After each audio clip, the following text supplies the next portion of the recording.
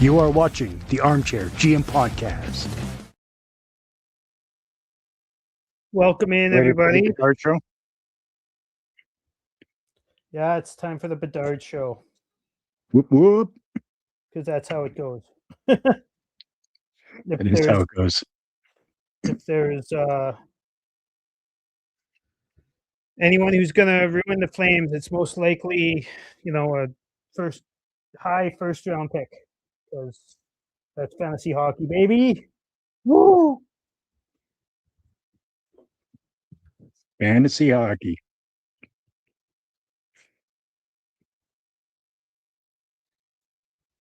Trade Anderson before a repeat of a Calgary tradition. So who are the players?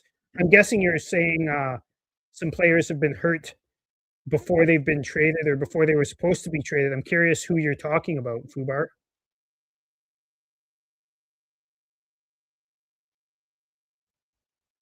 Welcome in, everybody. Make sure you throw in the comments some of your questions or comments on whether it be the game or the trades that may or may not be happening, or whatever else is Flames or hockey related. We'll try and answer you. Which team would you guys trade Anderson to?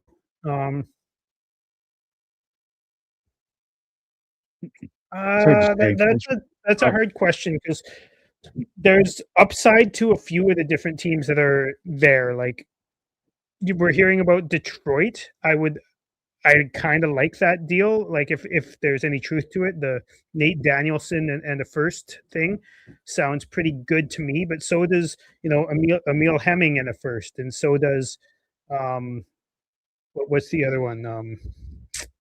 There was another one that I'm blanking on right now. There were some Vegas ones I wasn't too hot on, but what do you think, Chris? Yeah, the Detroit concept intrigues me. It depends on which player they choose to send back. But Dallas has an interesting set of prospects and picks that I think we could potentially capitalize on. I do too. Yeah, so Boston was the other one. Thanks for reminding me, and apparently he denied Boston.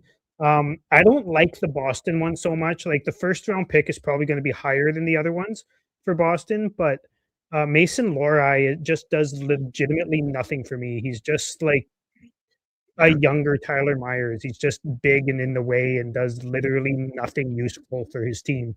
And just continue. Yeah, I'm not a big Mason Lohrei guy, but if you're gonna flip Lohrei right away, if you already have a deal in place to flip Lohrei, then do it. Right, like that's fine with me too. Fubar says we have a tradition of players getting injured and getting nothing for them. Too many to count from the past. It's been a fan since '82, so maybe there's a few I'm not thinking of, but I don't think this regime has done that. Like, there's a lot of hate for Raz playing. I think something to remember when it comes to playing guys who are being traded, who are close to being traded, is the Jacob Chychrun situation a couple years ago in Phoenix or Arizona. It might have even been so long ago with Phoenix. I can't remember. But he was held out for too long and got the NHLPA involved with a case against the Coyotes for holding him out for too long, because he wanted to play and he was being held out healthy, even though he was like the second best defenseman on that team, because Oliver Ekman-Larsson would have been on that team. But yeah, so it has to be a very, very imminent, like right now trade happening like today or tomorrow for sure thing, like the final pieces being put in the trade type of thing for it to be for him to be held out. And I just don't think it could be that close. I'd like it to be that close, but I think the fact he's playing means it's not. Yeah, I think the fact that he's playing means there's at least two potentially 3 teams that are still in the conversation and they're still working out details. And I think once it gets down to, 2 or 1, then we can visit Anderson not playing a game if it's, imminent. Imminent. Like Shane says here, I think if it's imminent, it's okay.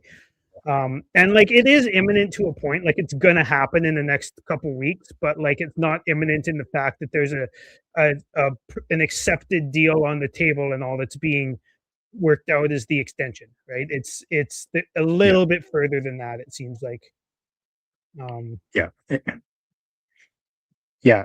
I feel like if it was that close, then we wouldn't be seeing Anderson. Yeah, puck drop. It's nice to see Cooley in. Yeah, they're really overplaying Wolf. I mean, I get why they played him while Cooley was sick. That all makes sense to me, but still, Wolf kind of has a bit of a thing where he plays really well for 4 games, getting into 5 games, and then he starts to drop off a bit because he's getting tired, which makes sense. Yeah, and that's literally what a backup goalie is for. So use your backup goalie for that. Play him every 4th, 5th, 6th game. That's fine. And No Cooley has shown that he's capable, right? There's no reason to absolutely couldn't not play him. I mean, especially with the first 6 to 8 weeks of the season, he definitely showed. I mean, at the beginning of the season, he was the better goalie of the two. So I mean, why not utilize that and give Wolf the rest that he needs and make sure that he's just good, right? You don't want to overplay your guy. Like I get it, he's our guy, but in a nothing season, there's no reason for it. I totally agree, and also like even if it wasn't a nothing season, the guy isn't playing well after 4 or 5 games. So if you want to win, don't play him the 5th game.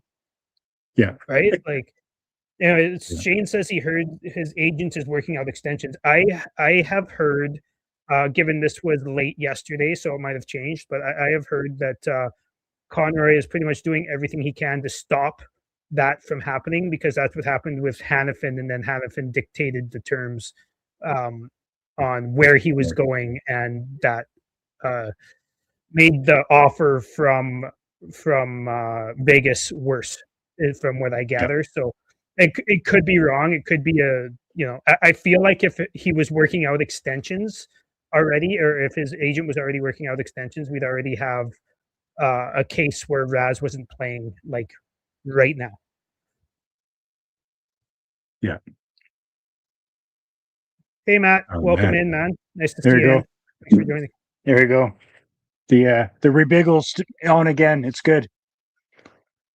Yeah. Looks like a big crew for this one. Yeah. Glad to have some people in here. It was one I wanted to show. Oh, Nick Foligno. There you go. Captain. Rebiggle back on. Yeah. Boom. That's the rebiggle never really stopped, man. We were never further than 5 points out of second last. Like it never really stopped. I know. For us. Our defense is just kind of a fucking joke, like all the time. And it's fine. Like that's what we asked for, right?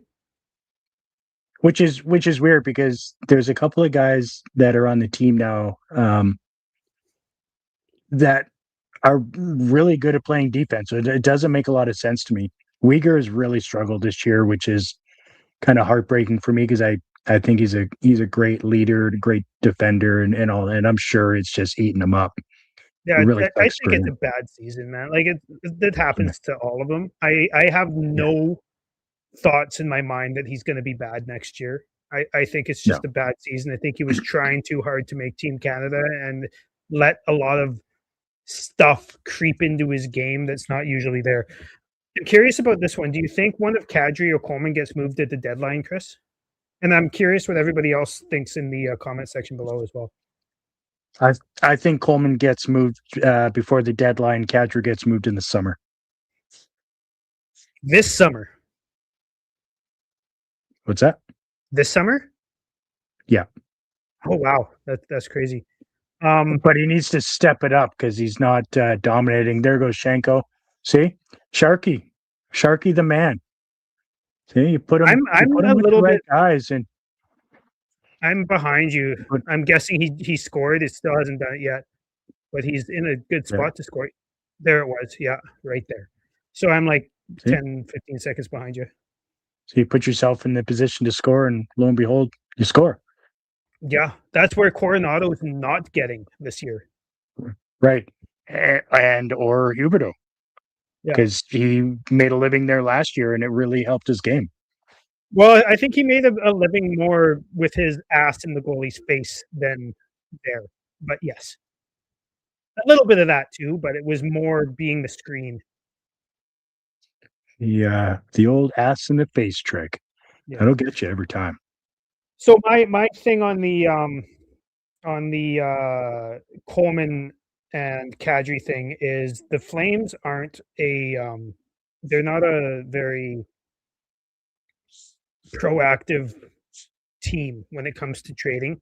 Both guys still have term on their contract. I think Coleman gets moved in the summer and Kadri's still like 2 years away from being moved simply because this organization is obsessed with not trading players who still have term or are not a locker room problem. That's the only reason they traded Markstrom was because he was being a little bitch and because Wolf was there. But there's nobody to take Kadri's spot and there's nobody to and he's not being a locker room problem. So that's my I just the history shows that they don't trade people who aren't expiring.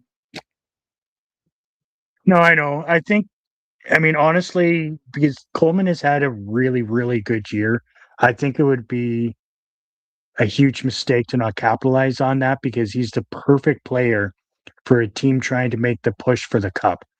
He's the type of player that you want to pick up, that he's gonna, play your middle six, give you that incredible penalty kill and everything that comes along or encompasses Blake Coleman in a trade. And I think if they don't get him moved at the deadline, because that's when teams are overpaying too, right? Yeah. The ones that think they have a legitimate shot, those are the ones that are going to go after, those secondary pieces that really get you over the hump. And Blake is that guy. So I understand they could very well do it in the summer, but I think it would be doing the organization a very big disservice to do that. I think we would miss out on extra pieces on a trade. So I think the summertime trade for Blake Coleman is not nearly as lucrative as a deadline trade. I agree. That's just me. Or you know what, summer or next year at some point, just not until his contract is expiring. But I get that. What if he has next year and his season isn't as good? Not saying it's not going to be, but yeah, like I want them to trade both of those guys now. Yeah, which is funny because Kadri isn't exactly having a hot season, but we still want him out the door. But there might be predictions. I don't know. Yeah.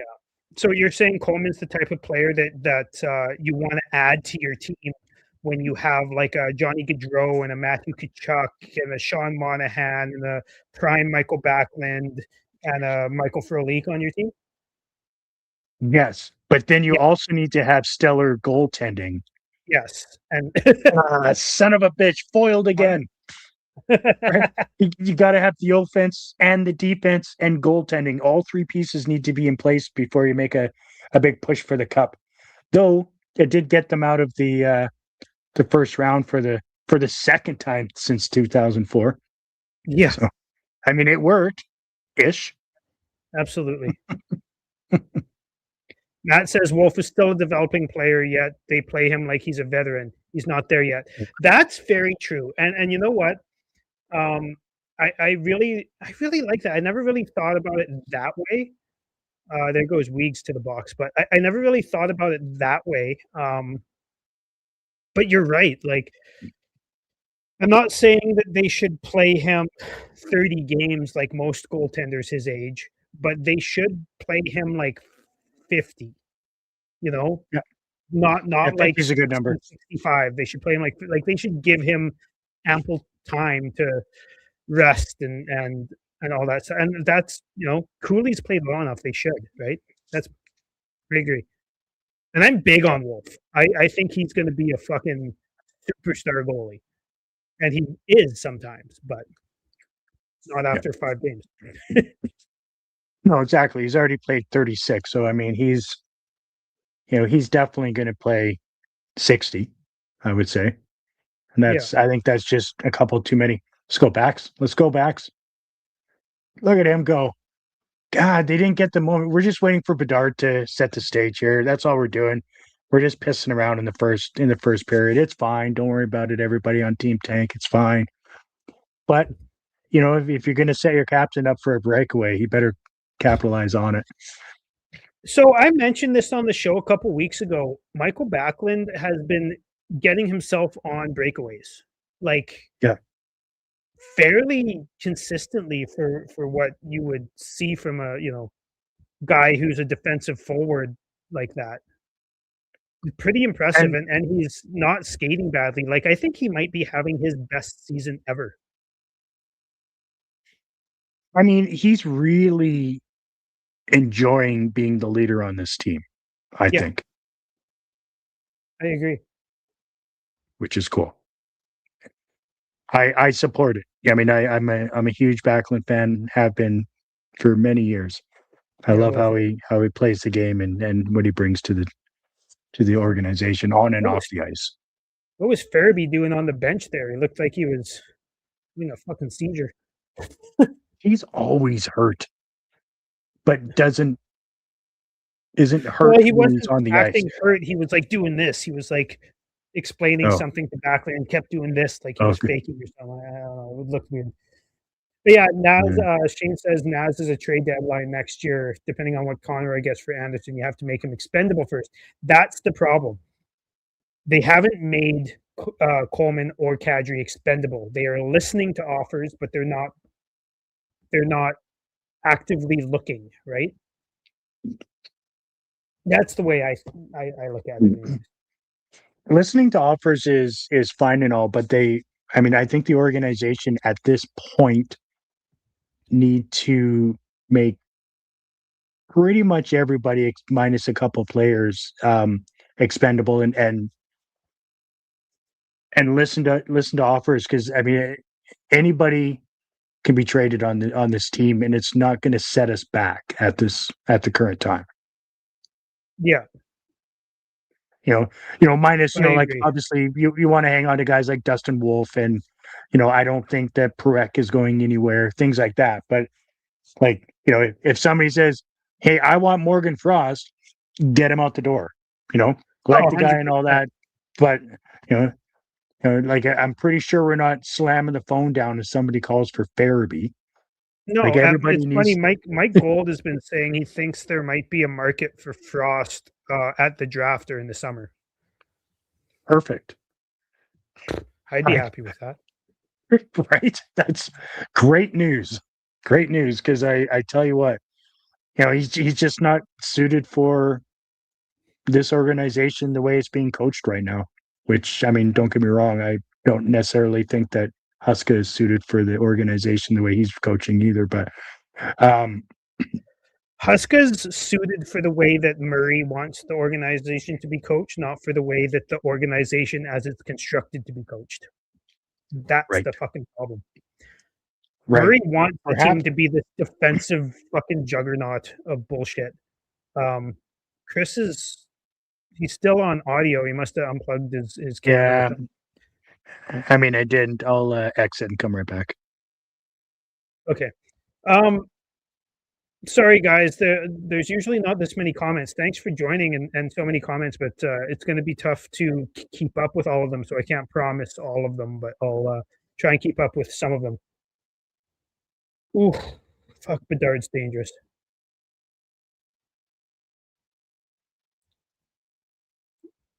Fubar thinks Zary and someone on the Wranglers gets moved depending on the return. For why though? Because Zary's still a young piece of the organization, and I'm not saying I can't see it. I just don't understand why, unless there's really good pick coming back or like a superstar player coming back.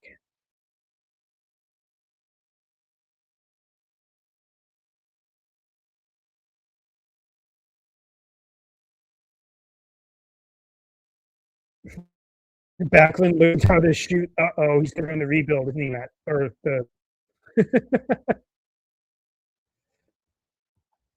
been a pretty entertaining game so far. Flames are 2 for 3 on the shot so far. That's not too bad. Too many wingers. Yeah, I agree.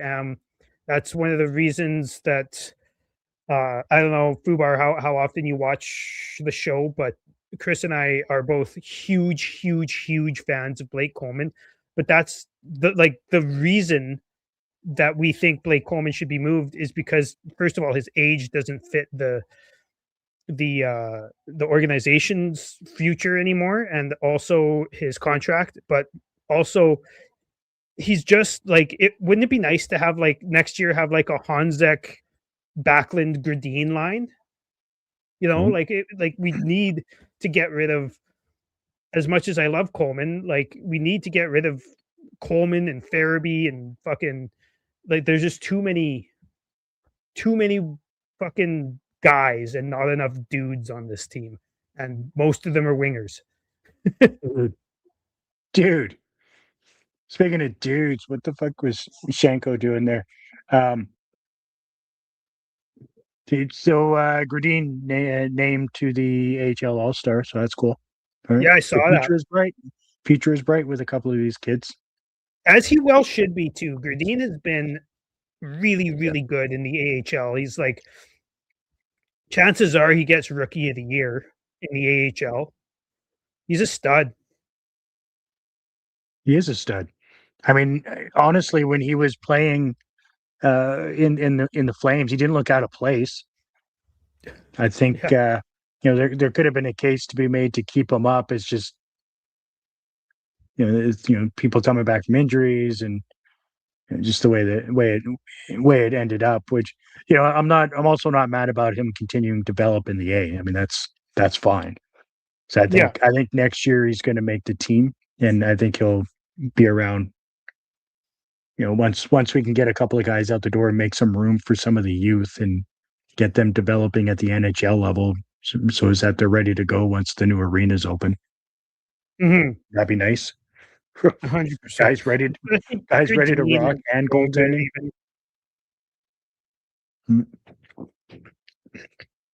Sorry, go ahead. Stromgren was good. I don't understand the eliminating of his ice time just made no sense, right? He started out with 8.5, and it was like 7, and then 6 something. It's like just send him back to the A if you're not going to play him. Yeah, it didn't make any sense. I didn't see anything glaring that made it worthy of him being benched. Welcome in, Ken. Hey, Ken. No, I totally agree with you. Like, you saw more from Stromgren than I saw. We talked about it the other day. You saw more from Stromgren than I saw. But I think that's partially because I didn't see enough from Stromgren because he wasn't given enough opportunity, being benched for doing literally nothing wrong simply because we're behind and there's vets or some fucking stupid bullshit. That's what we were talking about earlier with Huska not really. Fuck, that was a nice move by Backlund. But that's what we were talking with Huska not really being the right fit for the organization, but being the right fit for Edwards. That's what Edwards wants. That's not what the organization should be fucking doing. Yeah, no, that's 100% accurate. And anybody watching, just so what he's referencing there, as far as what I saw with Stromgren is in that first game that he played, he made a couple of unbelievable back checks there, lifting sticks and taking the puck away from guys that I thought was, in my opinion, they were elite moves by a youngster, and I thought that was fantastic and shows a lot of growth in his game. And then immediately following that, he kind of got stapled to the bench, which made no sense to me. He was the only one putting in the effort to get back into our zone and steal pucks away from the opposing team. It made no sense to me. So, hey, Amanda, thanks for joining. I guess. Fubar is asking Stenberg, McKenna, or Lawrence, or actually just Lawrence or McKenna, and then Shane says Stenberg because those are the top 3 forwards slated to go in the draft. Mhm. I am not fussy. I think that McKenna is going to be a fucking hell of a winger. He's going to be an elite hockey, an elite NHL player. I think he's going to have just a different skill set. What is this fucking view? This is garbage. They flying around the drone or some shit. Yeah, maybe. Anyways, I think Stenberg is going to be a more exciting player than McKenna, but maybe a little bit less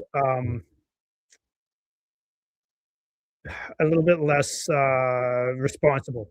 And Lawrence is the center in the group, the only center in the group, and I'd be ecstatic if we got any of them, any of the 3 of those guys. I'd be ecstatic, but Lawrence, I'm actually kind of hyped on because he looks like he's been playing really well lately, and he's a center, and that's what we need the most of. We have so many fucking wingers in the system now. None of them are as good as Stenberg or McKenna, but both of them. But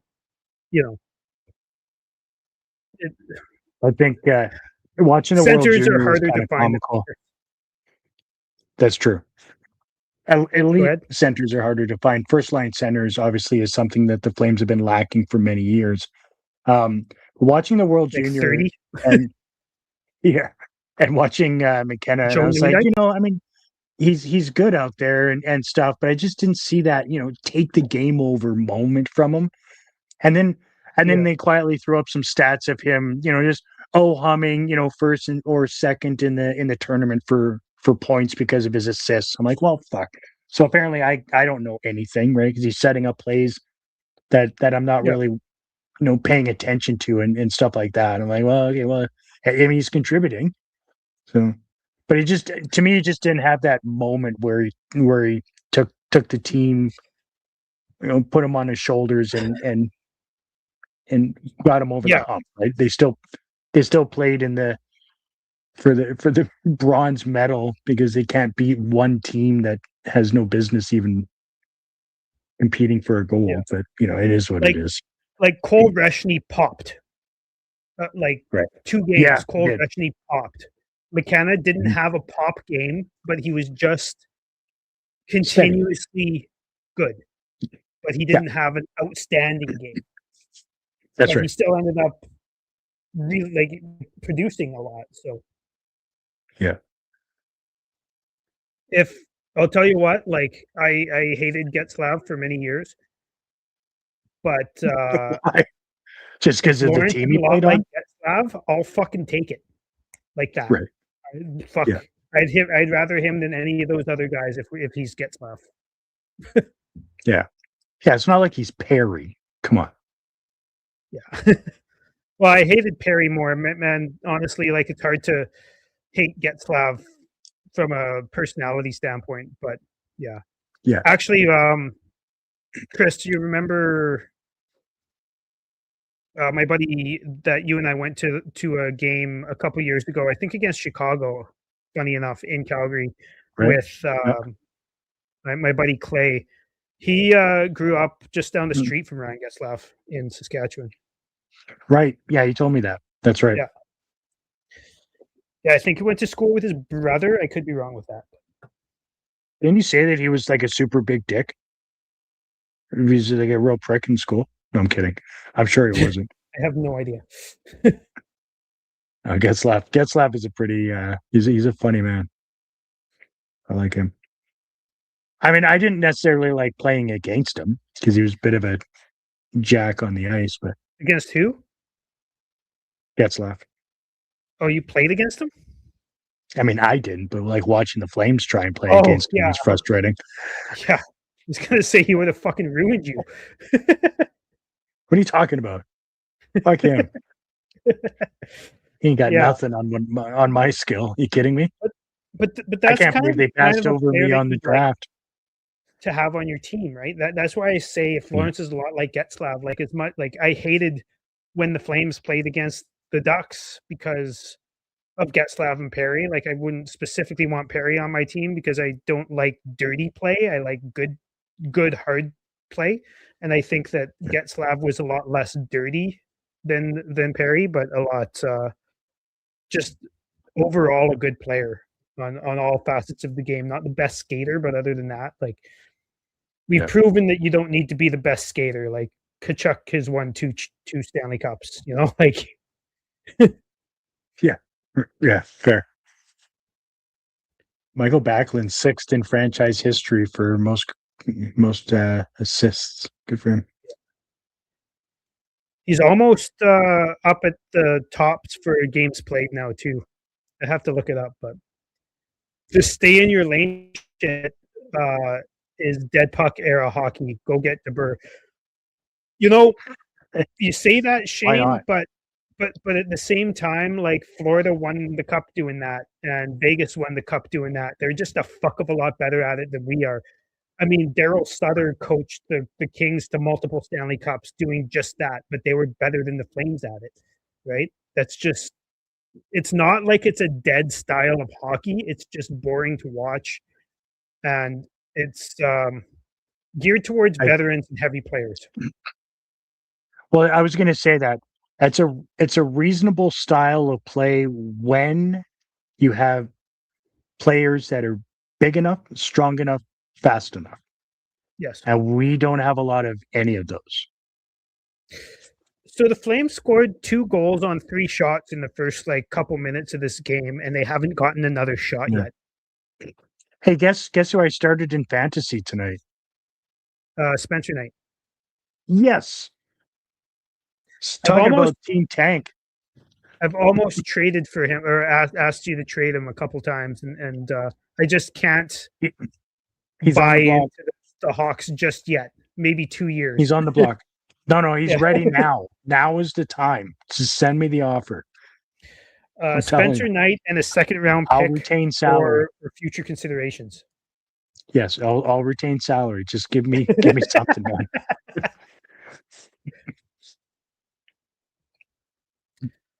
I like this idea by Fubar.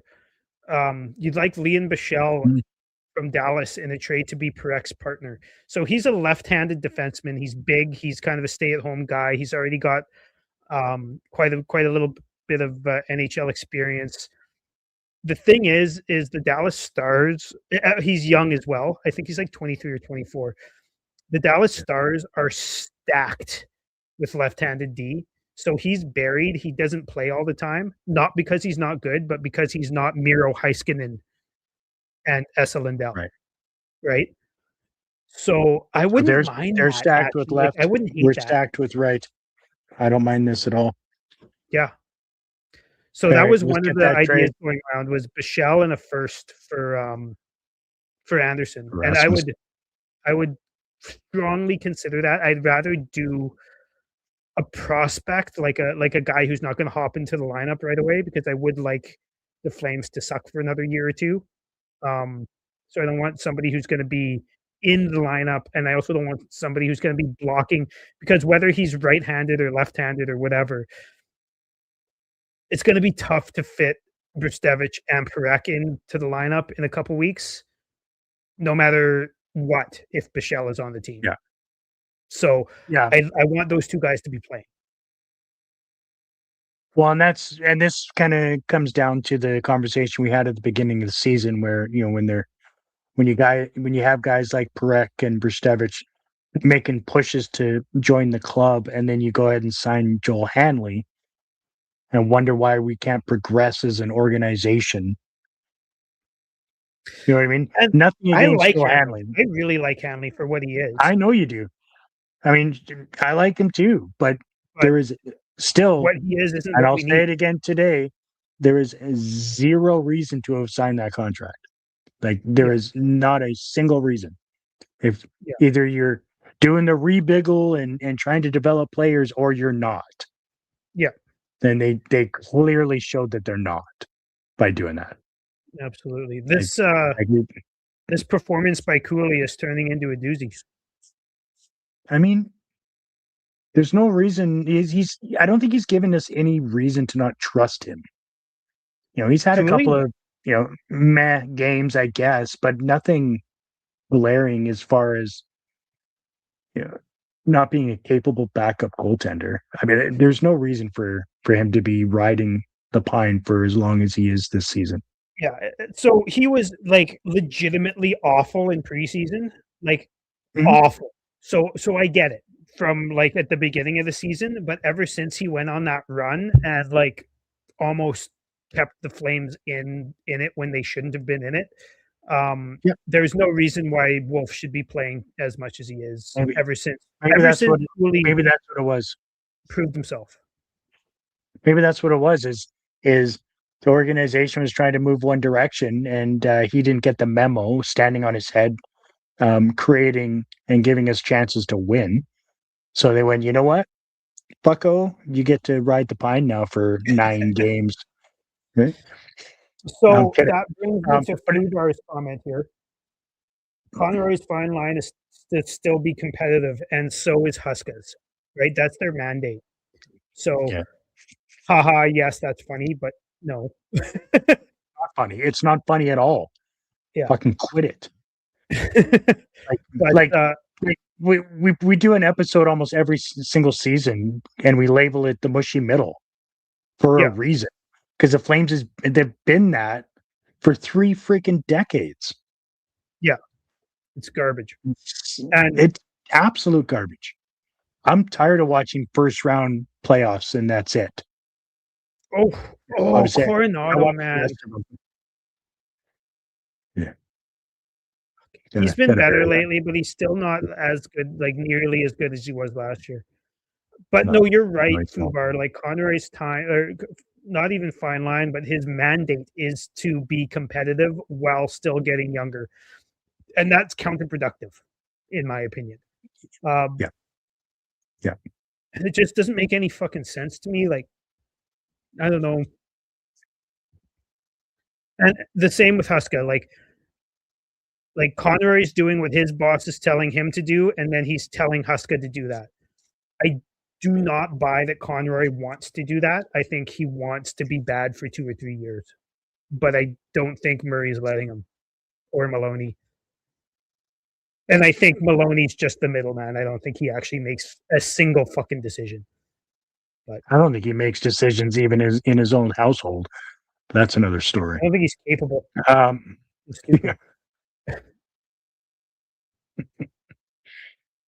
Cooley has been a better goalie this year. I think it's pretty close. Yep. It's probably really close. He probably has the edge by a tiny little bit. That was a fucking iffy play he just made there, though. Yeah. It worked. Oh, man. Speaking of iffy plays, way to go, 91. No sense in holding the zone for the last 15 seconds of the fucking period. Anyways, was that out loud? I shouldn't have said that out loud. I apologize, everybody. I just saw what you were talking about. Fuck, man. Kadri is... I told myself I'm not going to do it, so I'm not going to do it. Trade him. I'm not Trade going to him. do it. Trade him. Trade his contract out of here. We need that cap space for signing free agents this summer. Fubar thinks that Uyghur has been paired with everyone under the sun this year. Yes, and he thinks that's why his game is off, and I will agree with this or disagree with that part. I think his game is off because he was trying too hard to make Team Canada, and it was making him make awful pinches at the beginning of the year. It was making him try too hard to score instead of just doing what comes naturally to him. He just wasn't playing his natural game, and he hasn't gotten back into it. Does playing with every pair, like every guy on his pair and a bunch of replacement or worse level guys, help? Absolutely not. That does not help. In fact, it makes it worse for sure. But I think that a lot of it is on him. Now, I don't think that goal the other night was completely on him. A lot of people are really pissed off at him for that. Was it partially on him? Yes. Was it also on the entire team leaving him alone in the defensive zone? Absolutely. That's what the team gets for leaving, you know, arguably our next captain alone in the zone, in the defensive zone, playing defense. Matt, this right here is what I would go talk to. Like if I could go talk to Murray Edwards, this is Yeah, what I would do. Agreed. But are you really fucking competitive? Because you're not. You're bad. You're the laughing stock of the league, and you're trying not to be Buffalo. But the thing is Buffalo tries. They've been trying for years to get better, and they just have been failing. Your failing is not trying to get better. Yeah, like they can't even fail correctly. Yeah. Like that's the thing. And oh, wait a minute, check notes. Yep. They're still 30th in the freaking league. Yeah. Like exactly. In a max effort type of season. Like, well, we're trying, we just got to get going. No, knock it off. Back to Matt's point too, like the whole team spent this year so far talking about how good last year was and how they exceeded expectations and how they want to get just 1 point better. Guys, you missed the fucking playoffs last year. If that's your ceiling, if that's you're doing better than you should be, is missing the playoffs. Yeah. What are we even fucking talking about? Yeah.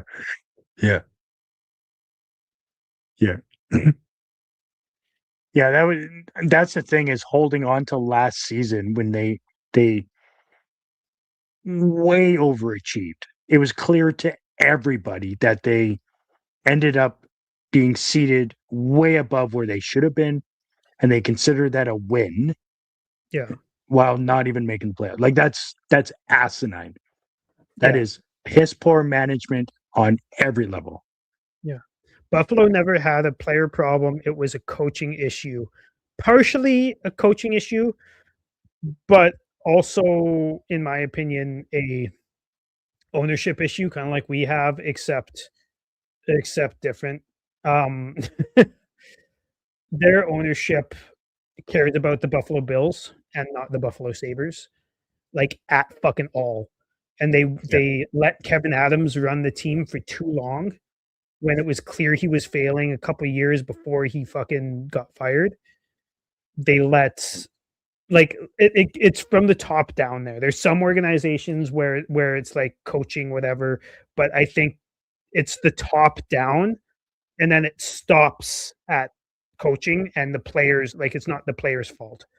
I mean, go back to when Eichel was traded. I'll bet you he will tell you the same. I almost guarantee you he will tell you, well, ownership and management wasn't letting me get the surgery I wanted, so I fucking left. He's the best player they've had. I think, and I agree with everything you've just said. I do honestly believe, though, that that Eichel was becoming toxic in the room. I don't know. I mean, and potentially for the right reasons too, right?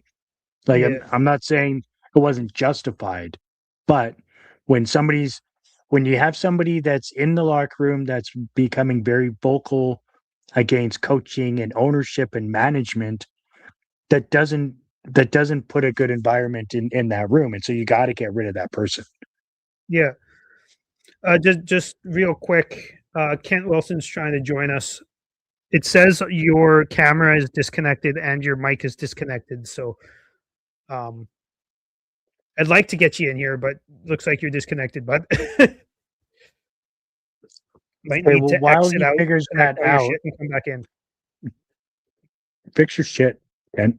What, there he is. While he's doing that, I'm going to.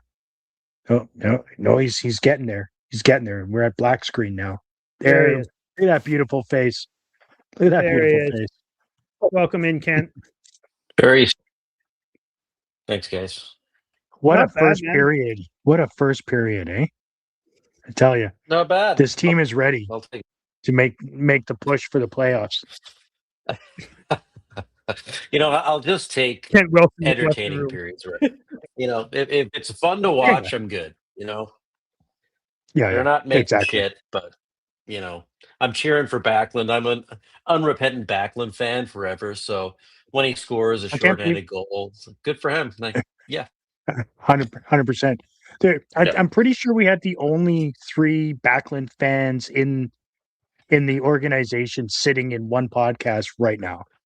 Yeah. No, if you had Like, Steinberg on here, he would be a Backlund fan for sure. fair point. Yeah. Steinberg is actually like to a fault. Like it's creepy. That's because I converted him back in the day. So back in Flames Nation lore, when I became the lead editor, Steinberg got his first sort of writing role with us at the same time. Yeah. So as the lead editor, I kind of led him down the path of a lot of the way I think about hockey now, and he became a convert. But it took about 6 months, but he saw the light. Yeah. I'm loving how much he's relishing the leadership role and having the captain C on his chest. I think it's phenomenal. I can't believe he's still as good as he is. It's just He's every year I keep expecting, like, okay, he's got to fall off a cliff this year, right? Because he's 36 going on 37. Nope. I think he's It'll going to have a happen, but career year. He's going to have a career year this season. he's almost on pace for it, yeah. And he's playing some of the toughest minutes in the entire league for a bad team. I think he has led the league in defensive faceoffs. Yes. Like, period, for a couple of years now. Yeah, and this year he's still got the most defensive zone faceoffs in the league. Yeah. Not bad. And tough minutes Not too. bad Right? resume. Like, always playing the McDavid, McKinnon, Bedard, Celebrini, right? Like he's always playing those guys. And he's actually doing a pretty good job of driving offense too. Like we were talking earlier, he's been getting all sorts of breakaways and shit that has not really ever been his thing.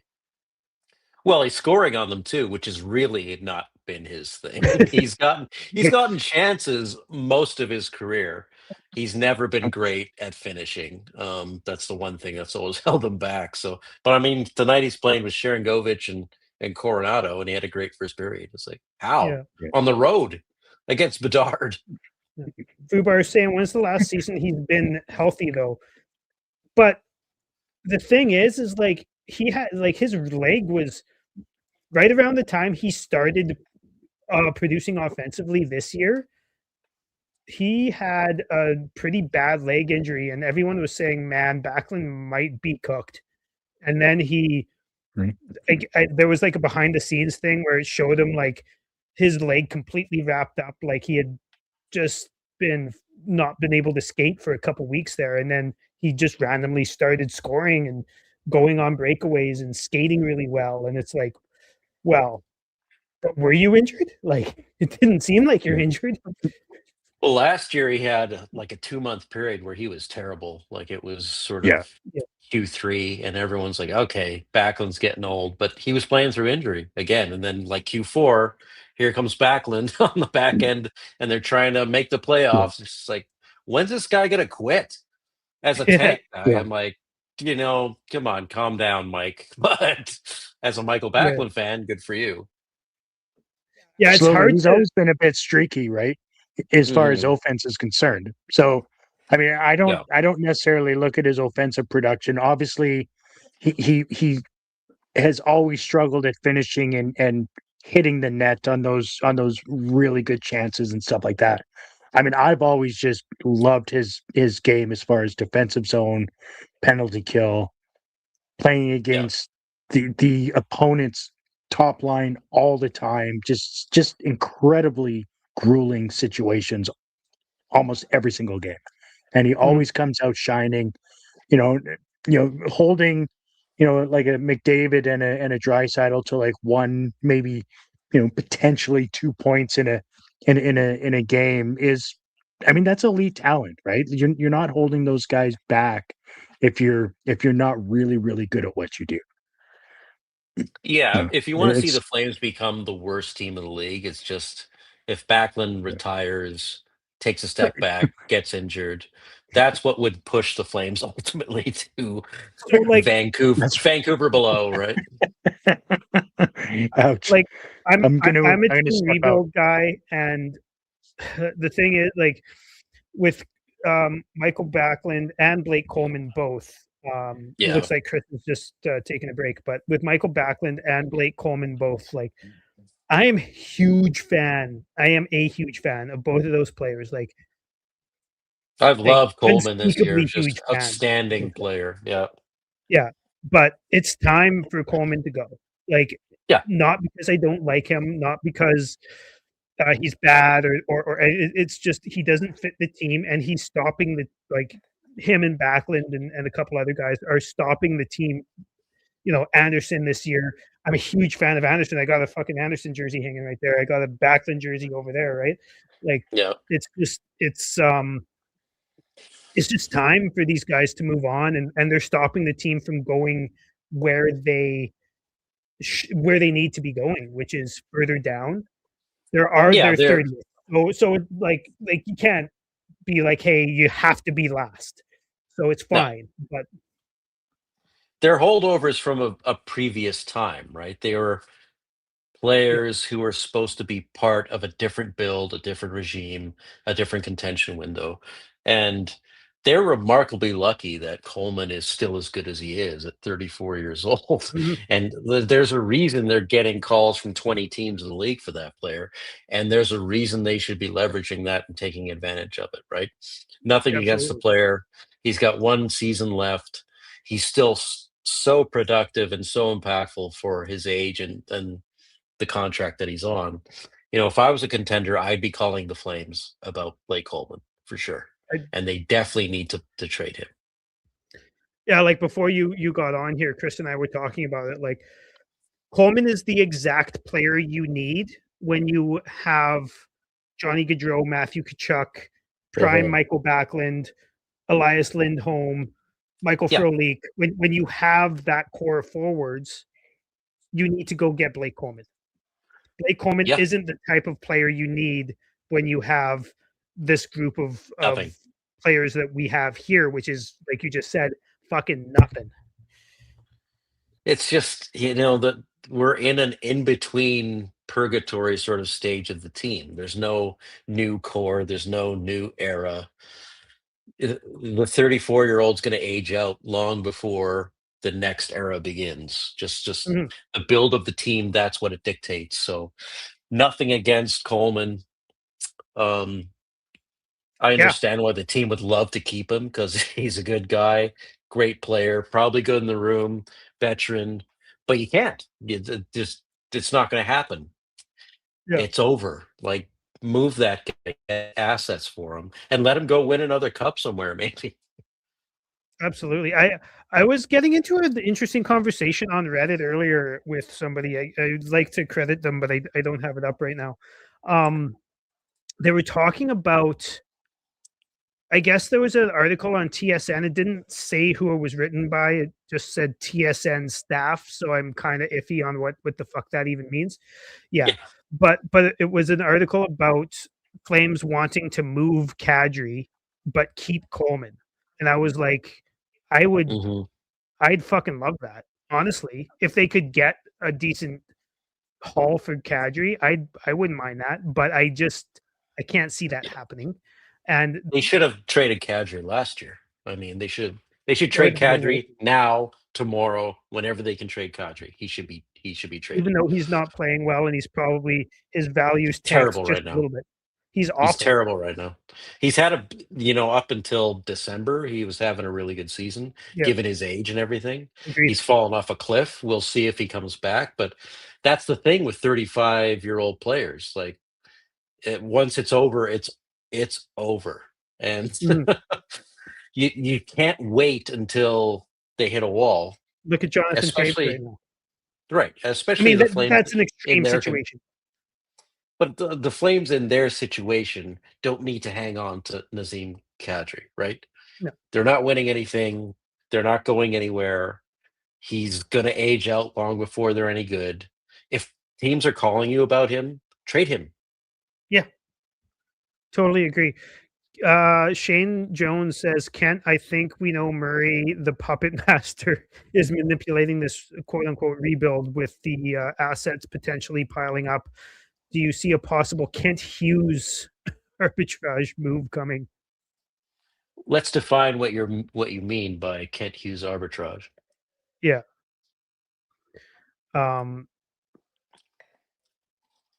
Yeah, that's because I do think Montreal, like we were talking about it on the Discord, you and a bunch of us and Yeah. myself earlier, about how the Canadians have just kind of really popped off, and they kind of they rebuilt, but they did it in such an aggressive way that it worked really quickly. But they still kept Josh Anderson. I think we named the three, right? It was Josh Anderson, Mike Gallagher. Matheson, and Brendan Gallagher. Right. But like that's all you need is three. Well, and they couldn't move Josh Anderson. They definitely tried to move Yeah, that guy for a while. It's not like they kept him because it's like we need his veteran presence. What inspires me about the Montreal rebuild is hiring Martin St. Louis and having a vision, right? And building yeah, around the vision. Like when they had Lane Hudson come in last year, lots of question marks about that player because he's small, he's a defenseman. And he wasn't great defensively, quite honestly, right? Like you could see the numbers last year, even when he was scoring, it was like, ugh. But they stuck with it. They've got Demidov in now. They've built around him. They've got Kapanen. They haven't been scared to build something. And the way they played, like we saw them against the Flames recently, that was exciting. That was different hockey. That was not Yeah. okay. We gotta make sure all these young kids are playing the hockey the right way. They're dumping it in at the blue line and they're getting in front of pucks. It's just like, shut up with that stuff. Yeah. Some players definitely need to play hockey that way. A lot of middle rotation, bottom rotation players absolutely have to play the low risk, no mistake hockey because they don't have the upside. But you don't want to crush Lane Hudson because he's not the prototypical defenseman, and they haven't done that. And he's been outstanding this year. He is a Norris candidate, Yeah. I think. And watching him play the other night was like, holy crap, this is a different player. And then, it's exciting, interesting hockey. It's not. They know what they have. They're building around their talents, and they're making a program around it. They're not, round peg, square hole crap. Don't do that. Know what you I- have, build around it. That was an incredibly exciting game to watch. And that's when I said even in the last episode is it really showed how slow Calgary is. Yes. Calgary's the Like it slowest was, team in the league in terms of pace of play. yeah, Like, I'm not saying absolutely. that subjectively. I've seen that stat somewhere. Like Yeah. Sport Logic came out with like pace of play sort of thing. It's just like Calgary's the worst. I'll get to They're absolutely the worst. And it's very much true. I love the fact that Calgary assisted with their rebuild, giving them Monahan and a first so that they can move Monahan for another, and you know what I mean? Whew, just such terrible asset management that has come out of this organization over the last few years. It's like, Jesus Christ, what is happening?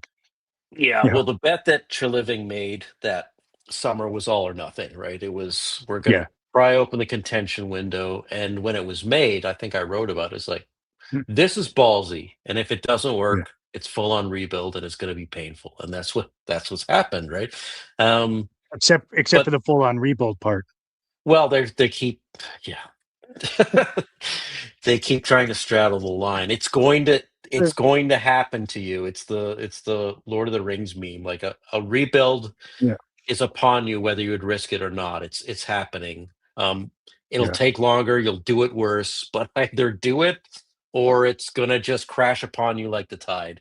But I do want to address that comment we just got about um, getting some young players in Some here young players.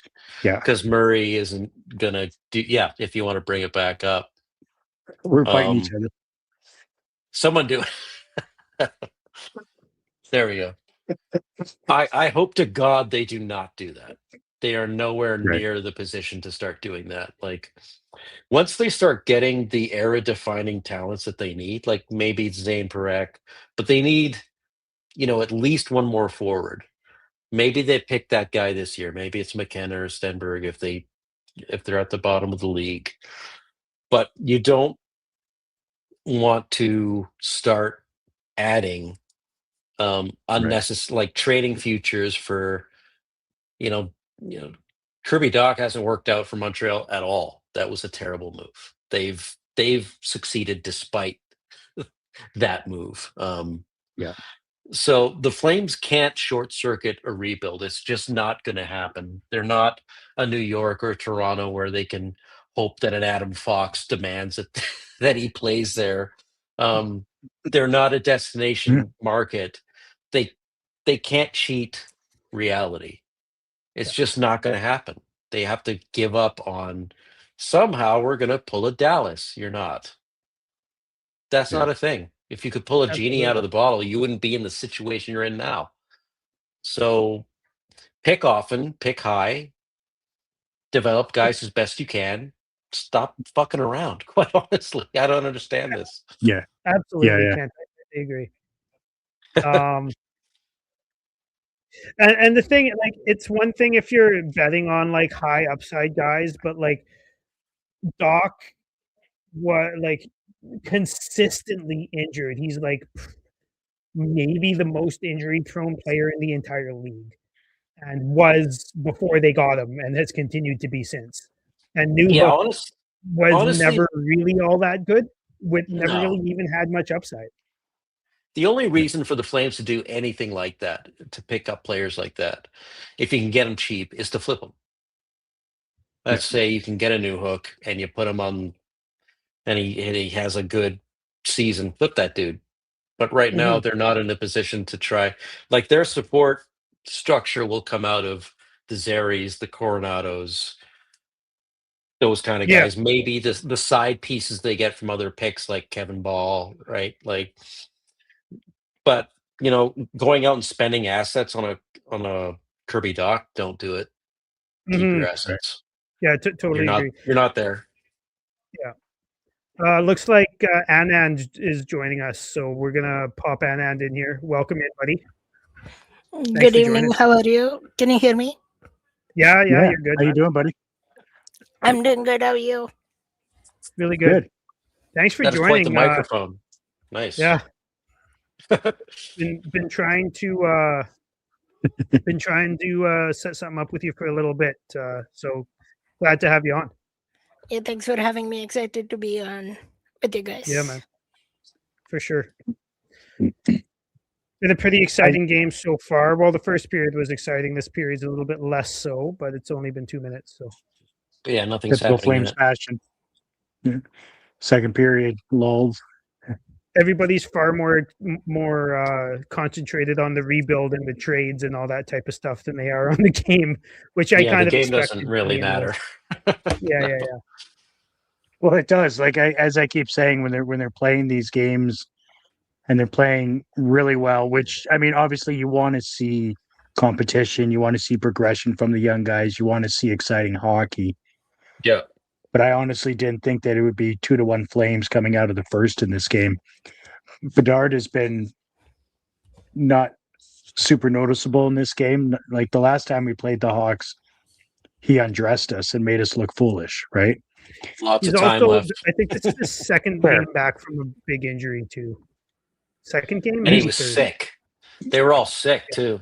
They all had the flu. The whole team is sick. Yeah. Yeah. Isn't Bedard always just his second game back after big injury? Isn't that kind of his thing? No, that's still take him. What's in the glass, Kent? What do you drink? It's a Pinot Noir from BC. Very nice. Yeah. Nice. Very nice. I mean, if anyone wants to know which one it is, I'll tell them, but I'm sure they don't. I mean, I do a lot of the tours around the Salmon Arm area, so okay. I that walk looked like over it a went lot of in. large hills and stuff like that when I'm down there. This is Meyer family in OK Falls. So check them out Uh-oh. if you go there. Yeah, absolutely. Yeah, I've had that. It's actually really good. Yeah, it's outstanding. Actually, I shouldn't say actually really good. I mean, it's really good. I actually live in Revelstoke, so I don't do a lot of wine, but every so often I'll have a little taste. It's But I Highly do live recommended. right in that area. Yeah. if it doesn't come in a green can, Dylan doesn't drink it. Yeah, there it is. No, I honestly, this is the first time in a little while I've picked up a can because some health There it stuff is. going on, but pretty much seems like it's okay. So That's good. Looks like Bedard's just trying to rev himself up here. He's gonna make a difference here in this period, I think. Yeah, he's I got think a there'll be a big pushback in the second here from Chicago. couple of nice opportunities there from Bedard. And I'm curious because I know you and I had talked a little bit about rebuilding a few weeks ago, and because the sports you've watched in the past, nobody really ever does that. I'm curious how you're feeling about it now that you've been talking with Steinberg about it a little bit and talked with us in the Discord about it a little bit. I'm curious how you're feeling. I think I'm on team rebuild, like you mentioned about. It's an interesting scenario because like cricket and soccer was the two childhood sports that I grew up watching. And there you can sign anybody, you can build anybody, you can throw money at anybody, and the best players get the most money. But now that I've understood that hockey has a cap, you need to build around a good team, you need draft high picks. Like now we talk about Connor Bedard, we talk about Macklin Celebrini in San Jose Sharks, we talk about Nathan McKinnon in Colorado, the magic that they do, maybe even a bit of Connor McDavid, especially when he's on Team Canada, for example. I think you need to point out that they were claimed high by a team, and if the Flames could have one in the near future, so that's coming up in this draft deadline day. I hope the Flames get one topic, and I'm fruition to rebuilding, which was a naive term for me before being a full-fledged hockey fan. How about that? That's perfect, man. No, it's good to see you're understanding it a little bit better because I wasn't sure if the way I had explained it was very well or very good. And I mean, I've heard Pat Steinberg explain it to you a couple times, and he does a pretty good job of explaining things. So, and it's interesting that he's on Team Rebuild as well because he's always been the type of guy who's. Is that sorry? Me or him? I thought when you get I agree. Like Pat, at least from what you see, out there in social media, on the radio and stuff like that, is that he's very much let's keep going, and let's make the playoffs. There's always a chance. There's always a chance, which is I guess an okay mentality when you have a team that can continue to compete and continue to make the playoffs. It's always a good mentality. But for a team that is make the playoffs, miss the playoffs, make the playoffs, miss the playoffs for the better part of 15 to 18 years, and then miss. That's just not even an option anymore. And I'm glad that he recognizes it because I didn't think he would. Yeah. No, Pat knows who they are and what they are. Yeah, as he should. Yeah, right? He's around the team a lot, so yeah. I think a lot of it in the past with him too is like, not to speak for him, but I think it's like his job kind of depends on them. Yeah. Making it if they make it further, then he works more, right? And has more interesting things to talk about, and the fan base chimes in on the text line more often, and all that type of stuff. So. Well, and not only that, just the nature of his business or his industry. They're not in it to sell doom and gloom. They're in it to sell positivity and hope and and stuff like that. I get it. but it's it's the same reason why most of the fan base, when they're watching interviews of players, go, I'm so sick of these stock answers and the the puck's in deep and this shit like that. There's like from a fan's perspective, it's like, come on, he's just a homer, and nobody wants to listen to this shit, and be real and stuff like that. And I get it. I mean, that's what he's paid to do, is to sell the possibility of the Flames moving forward. Like that's literally his job. Yeah, the fan is a license holder, right? So they have to deal with the team pretty closely. So his, one of the reasons I never went deeper into media over time was the only reason I started writing about hockey and commenting on hockey is because I wanted to talk about and write about what I wanted, right? And my wife eventually told me, like, why don't you want to be on in between periods and be on TV? And it's just like, they throw me out of the building. It doesn't appeal to me whatsoever. And I got credentials eventually, and I went to games, but I never went to the locker room because that's just not what I am, right? You don't need me with a microphone, one of the 17 people around, Michael Backlund after a game asking him another question. Like, that's just that's not why I write about hockey. I'm not going to add any value there. You're not going to filter yourself either. That's right. I want to write about what I want to write about. And when Post Media approached me a couple of years ago, it was like, hey, you want to write about hockey again professionally? It's like, yeah, but if you guys want me, I'm just going to write about whatever. I don't want an editor. You've been warned. Yeah, I'm just going to, I'm just going to do what I want. And they're like, yeah, sure, okay. And then I send them my stuff, and they publish it. It's like, okay, well, cool. Well, that's right.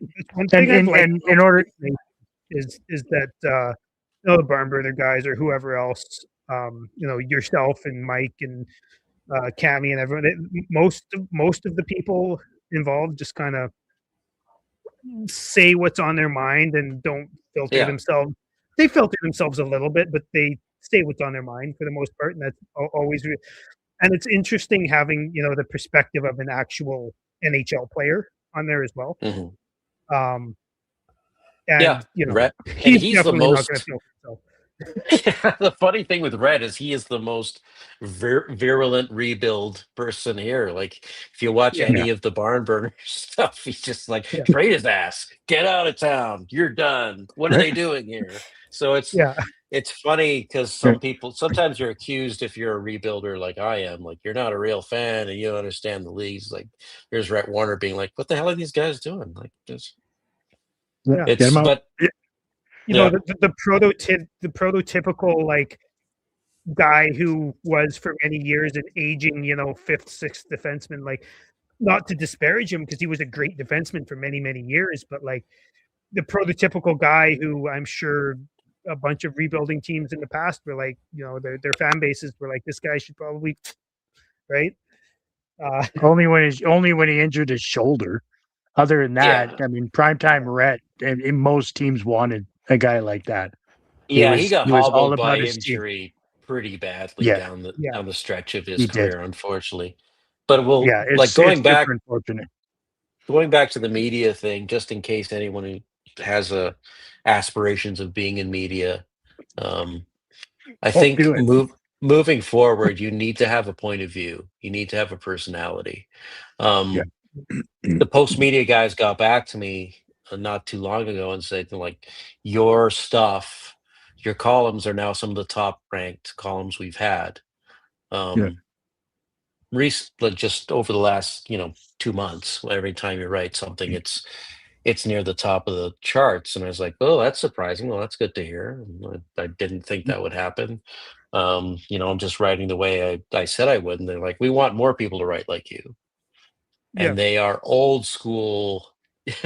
This is an old school mitten stringer sort of media outlet. So anyone who's coming up in media, even though I'm not really a professional in media anymore, it's you need to have a point of view and a perspective to get anywhere. I think you can't do and a personality. You can't just do the the beat writer thing anymore. That won't get you anywhere. It's, AI at some point in the near future is going to be a beat writer. You can AI beat writer shit right Mhm. now, and it's going to get better at it.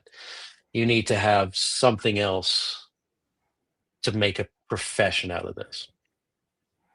Yeah, that's I right. couldn't With the agree more. advancements of technology and social media and different media outlets, fan bases see through that stuff because they can grab alternative opinions and views instantly and Yep. stuff Mhm. that they agree with, right? They And understand that the stock stuff just isn't going to cut it anymore. I mean, it's okay for the locker room and primetime TV for Rogers. I get it. It makes sense because there's going to be kids in the room and you don't want to offend most yeah. people. But when it comes to actual opinions of what's going on, people are tuning out from that and they're seeking their media in other ways. And that's coming true in actual news and just regular media, let alone sports media. It's just the way that the industry is trending. Yeah, Yeah. and all the teams themselves are becoming publishers and media companies, right? So in terms of Yeah, team propaganda, the teams are going to do that. right. Right? That's right. They'll so you don't need team Yeah, propaganda from papers. The teams are going to do that. So yeah. Kent yeah, Wilson isn't going to give you team propaganda. no, He's Kent's not trying to sell a product on the ice, so it doesn't correct. matter. Yeah, Yeah, 100%. yeah. The Just only going reason I'm back. talking about the Flames is to be an asshole, honestly. Yeah. Do you come by it honestly? Is that what you're saying? I mean, the reason I started writing about the team way back in the day is because I played hockey. My brother played hockey. My dad coached hockey. I scouted and coached hockey when I was a kid. But I also came out of the university system with a degree in psychology and statistics, right? So, um, yeah, and I'm also a writer, so it was just came naturally. And then I started writing about it, and my early writing was terrible in that it didn't predict anything, and I was. So the first year or two of was back in the day of new podcasts, new blog spots, all that sort of stuff, 2005, right? Yeah. Um, Right. so I was self-critical enough to write stuff and then go back to it and go, I don't know what the hell I'm talking about. I Yeah. thought I did. It's easy. I have a deep, I've played hockey. My dad coached hockey. My brother played high level hockey. My cousin did. I've coached it. But nothing of what I'm talking about seems to predict anything. So Right. what I honestly, what I did, and the reason I gained an audience is I self-educated and did my own research and published it as I went. Like, here's what I'm thinking. Here's what I've discovered. What do you think? And that was Yeah. it over years, right?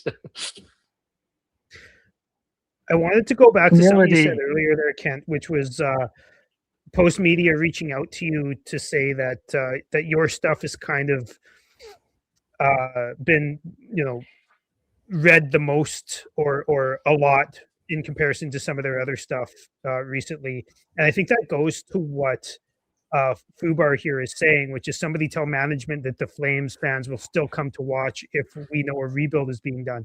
I think Yeah. the vast majority of Flames fans, and I know like my buddy Kyle's probably watching right now, and a few other people that that I know don't think that it's like that. I think a lot of people, well, not a lot, a few people seem to think that it's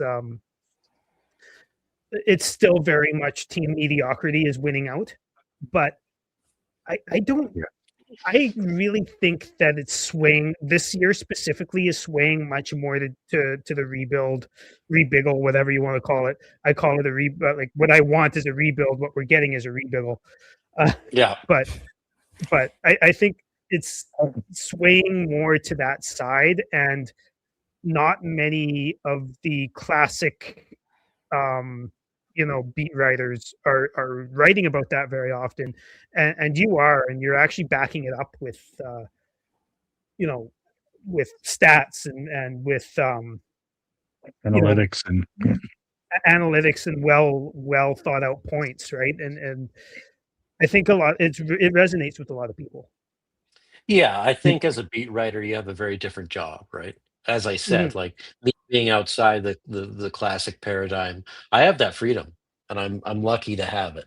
Um, and it's part of the reason I'm a freelancer and not a full-time guy. I have, Right. all the sympathy in the world for beat writers. That is not an easy job. It's very difficult. I don't have to go into the room after saying Kadri's been bad for a month and look And Kadri talk in to the Kadri. eye and be Yeah. like, "Hey, how's it going?" Right? Because screw you, right? That's a Yeah. difficult job. And that's one of the reasons why those guys don't say that type of stuff all the time, even if they And I believe wouldn't it. Like, either. yeah, No, no, absolutely. that's a Right. tough job. So it's a totally different thing, and I'm afforded the luxury to do it. Um, but you're right. The sentiment has kind of changed, I think, mostly in the fan base. You have some people holding out for, be competitive and don't tank and rebuilding's bad. And there's a very small contingent who are vocal like that. More power to them. Hold stick by your opinions as much as you want. Yeah. Yeah. And for me, like on the rebuild side, like I am not someone who wants to see the team lose.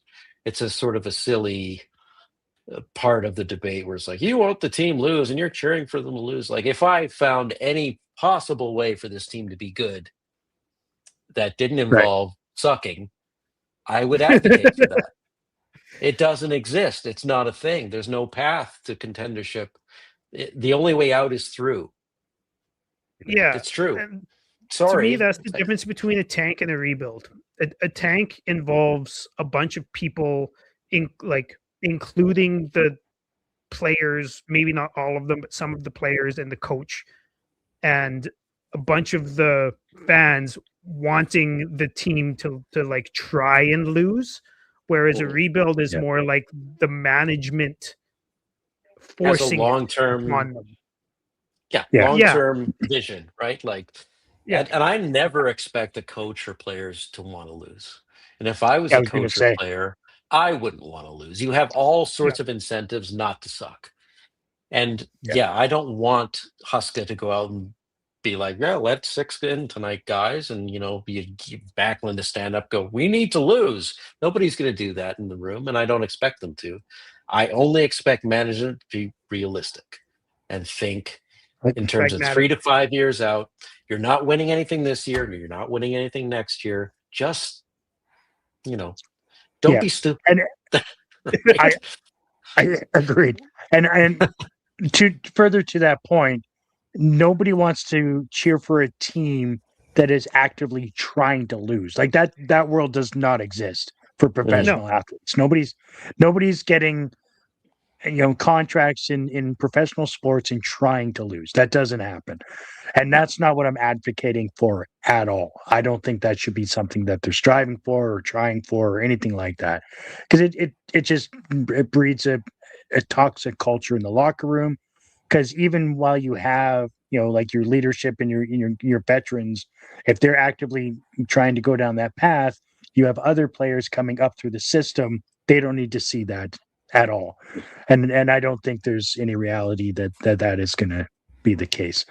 One thing I do kind of want to push back on slightly, and I don't know what Fubar's age is and whatnot, and how long they've been watching this organization. He said earlier he was a fan since '82. Okay, beauty. I mean, it says it in his name. So Fubar definitely understands watching or going to the Dome in the 90s, and to say that the fans will still come is, I'm going to push back on a little bit, because they didn't. Because during the 90s, I mean, I appreciated being able to go to a game for like $14 and have my pick of seats. The fans definitely won't come, and it's becoming more evident if you look at the Dome now that we're nowhere near capacity, and so I don't think that like the fans won't come. They'll still maybe cheer and watch on TV, but as far as being active at the Dome, I don't think that's a reality personally. Not saying that's a bad thing. I think more of that needs to happen to kind of pressure ownership and management to get on board with what this team needs. But I don't think that It's not a simple Kevin Costner moment. If you rebuild it, they will come, I think is what he said. That's not the case, unfortunately. They won't come until the rebuild is looking bright. So here's a question. Okay. Right now, we're looking at a team that calls up Dryden Hunt and plays him, given this is his third game of the season, whatever. But they call up Kirkland and play him. They call up Morton and play him. And as much as Morton is a relatively new guy to the organization, he's not a upside prospect. Isn't there. He's not a prospect. He's not a prospect, yeah. Well put. So are we, like, if we go younger and go young guns era, like Fubar is saying here, are we looking at we're looking at an empty building where nobody's buying Dryden Hunt jerseys and nobody's buying Kirkland jerseys and nobody's buying Klapka jerseys, maybe a couple. Whereas if it's young guns and people are, we have Gradin up and we have Parekh playing and we have Stromgren maybe playing, like maybe not Stromgren, maybe he's not the best example, but those guys are selling jerseys, most likely, right? Yeah. Go ahead. Can we quit saying young guns when we're referring to Dryden Hunt and Kirkland? Like we're talking about a 30-year-old and a 29-year-old. No. I'm saying now we have what we have now is a not full building with no jersey sales. If it was Young Guns 3.0 and we have Gradin and Parekh and blah blah blah blah blah blah blah and like almost no veterans, then those jerseys are selling. We have a just as empty building, but jerseys are selling online at least, right? Like my next three purchases for jerseys are going to be Parekh, Gradin, and Stromgren. That's my plan. That's this club moving forward. I don't know that we're striving for success unless we add to that greatly through the draft, but that's what I'm doing right now. So that is my 2026 purchases are those three jerseys. Just so everybody knows, I'm adding to the wall. It's fine. I have a Dion Phaneuf there still to date, so don't come at me. I don't care. I'll offer my rejoinder for the mid-90s thing. So the issue for the Flames and the reason why they, there was a risk of them leaving the city because they were so bad is because there was a huge gap between star and star. Like they lost Gilmore, they lost McInnes, they lost Nieuwendyk, and then they lost Fleury. And then there was nothing until Iginla. Yeah. Right? So there was no reason to go to the Flames games for almost a decade, at least 7 years almost, right? So if the Flames draft McKenna this year, if they tank, that's instant. Like people will buy season tickets, they will buy jerseys. This will be like Bedard, as soon as he was drafted in Chicago, was the instant number one jersey purchase. The problem with the Flames in the 90s is they didn't rebuild. They screwed it up over and over and over again until they got Iginla and he became the next era-defining talent. So what you're doing in these rebuilds is what you're looking for, the next era-defining talent. And all the stuff that you do that isn't focused on that is faffing about. You're screwing around. And you shouldn't be doing that because what are you doing here? It's that you need another Gaudreau, you need another Iginla, and until you find that guy, you're wandering the desert. That's it. And even right from now, like a commercial marketing point of view, you need that guy. How about this guy? Rico Fata. Yep. Daniel Tkachuk. Right? Yep. And they still didn't bottom out in the 90s, for God's sake. They didn't do it then either. And they were terrible. They were the laughing stock of the league for almost a decade. Idiots. Yeah. Right. So I was 11 when the 90s ended, so I don't have a whole lot of opinions on that. But I watched the whole thing. Yeah. It sounds awful. I was not even born during the 90s. Yeah, I'm old. I know. I'll be right back, guys. I'm gonna exit out, and Yeah. you guys keep. And then we can, man, he's good with the exits too. I find the fan base is, I mean, they're coming around, but I tell you what, like from 2004 until 2023, the fan base was almost unbearable. It was a complete divide on team, not necessarily team rebuild, but team realistic, opposed to you're not a fan. There was a lot of that, especially like 2018 to 2023, 2024. If you had any sort of criticism towards a player, towards a system they were playing at the time, depending on the coach, towards the management usually, right? Yeah, it was mostly in management, and for sure. But I feel like the fan base is finally waking up to what's happening, and they're coming around to the fact that we definitely need to rebuild fully, not rebiggle, not tweak, not add there's no pieces. tweaking. Just Yeah, there's zero tweaking that can save this team, right? yeah. One of the reasons I built the Discord server, because I've been part of other fan communities over the years, obviously, and I've had my own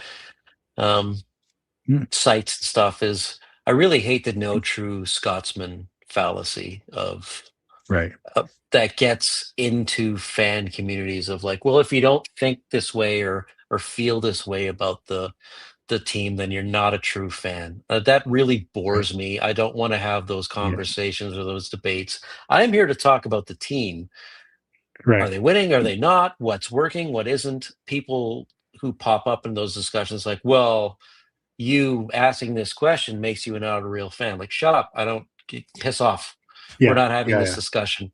That's right. I had a moment like that years ago after writing about the team. And for years I wrote about the team for free, right? Just spent thousands of hours writing about the team, researching them. And, I've always been fairly critical of the Flames because they've almost never been good during my period of writing about them. And I want them to be really good, right? So if you're not reaching really good, I'm going to criticize you. It pisses me off when you're not really good. And I told them, like, I have a long-standing love affair with this franchise. I am married to them. I've spent more time talking about them, researching them, writing them than probably you can fathom. It was a sort of a Twitter exchange. It's like your relationship with the team is that of a man watching a stripper versus me. I'm married to them. So piss off. I don't want to hear it. I love this analogy, by the way. It was good. They have to be super entertaining for you to care about them. I'm sorry. I've been there every goddamn night. I've watched them floss their teeth. I've seen them sick. They're at their worst. I'm still here. So screw off with that no true fan stuff. I don't want to hear it. That's one of my biggest beefs with the online community, and I'm not lumping everyone in because it's just like a few people, but it's really loud. Yeah. Exactly what you're talking about there. The you're not a true fan, or go cheer for the Oilers, or you're an Oilers fan. Group who always like to chime in whenever you say, like, I think it's best for the team to suck for a couple of years so they can have sustained success in the future. Right. That bothers me a lot because it's like, actually, we want the team to win. We just don't see it fucking happening. Excuse my language, whatever, on this podcast where we consistently swear. But like, you know what I mean? Like, who actually cares about that? Like, you can't go out and call people, you're not an actual fan or you're an Oilers fan just because they're out here, wanting the team to do better in the future because the present is quite literally hopeless. Yeah. I'm okay. I'm even okay with people having the opinion of like the Flames shouldn't rebuild. I don't Yeah, me believe in that. But Sure. argue that point. You don't get to have a weird fallacy of like, I'm right because I'm a true fan. No, Okay. Yeah. No. not a thing. It doesn't exist. Like when I get called not a true fan all the time online, which is fine. If that's the case, and I feel like potentially like I've wasted a lot of time and a shit ton of money Well, look at your on room all right the see now. that behind it. right. That's Do a like 360 my view room. of your room there, Chris. Yeah. Oh man, I don't know. Should I do it? Oh my God. Yeah. Not a true fan. That's what not a true fan's room looks like. Yeah, listen Right? up, folks. I'm not a fan. Um, He had so much signed then- memorabilia that he just gave me some once. and it's like It's crazy. it's like okay. I mean, I'm not a. I mean, I've always been the guy. Like, I don't get me wrong. I've always had players that I, strive to be fans of when if they get traded away. But I mean, in all reality, Gotta I fight. cheer for the logo. I cheer for this logo. Sorry. Yeah, that logo only, not the name crest on the back. I cheer for my team, not the players. I want my team to succeed, and let's freaking go Farabee. I was just about to say, Speaking- Farabee's fighting for some reason. Right? Yeah, let's Well, he's the one that got knocked down. do that. He is, but yeah, good for him. Yeah, and that's Connor Murphy too. Oh, wasn't Murphy? Oh, he hurt someone last year. I mean, he got a couple of nice shots in there too. I mean, Yeah. Farabee's not exactly a tough guy or a fighter, but he's not scared of anybody. Clearly, Yeah, good for him. yeah, he'll try and fire his team up. Boy, you're Murphy- disgusting. Was Farabee's Murphy the the kind one of guy that knocked Barry out? No, that was that was Murphy, wasn't it? see, It really Farabee wasn't got up much of and anything. actually, he I mean, it was a decent open ice hit. Farabee had his Yeah. head down, but the two think of them it's went fair. at it and they settled the score, and that's fine. Honestly, that problem with shouldn't anything have, that happened. have started a fight. That hit should not have started the fight, but I'm not going to argue I don't- that it did, and it was fun. I'm okay that it started the fight when it was the person that made the hit and the person that got hit that had the fight. Fair enough. There's no reason for anybody else to have come to the aid of Farabee in that situation.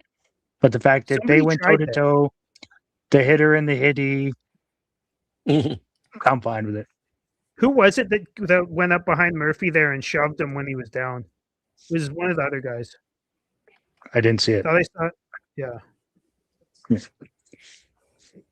I'm gonna go where Dylan just went. I'll be right back. How? Yeah.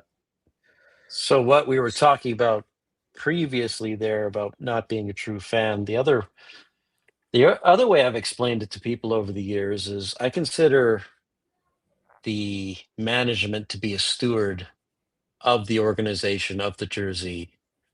And when the steward is not doing a good job Hmm.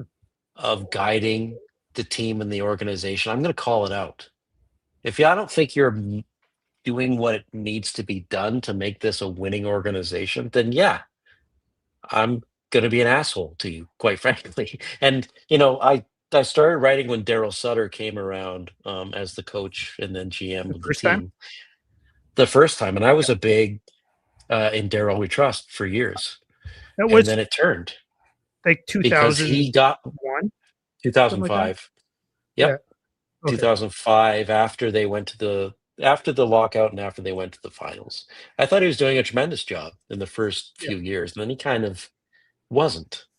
And as an independent writer at the time, I started shifting, like, this is not good anymore.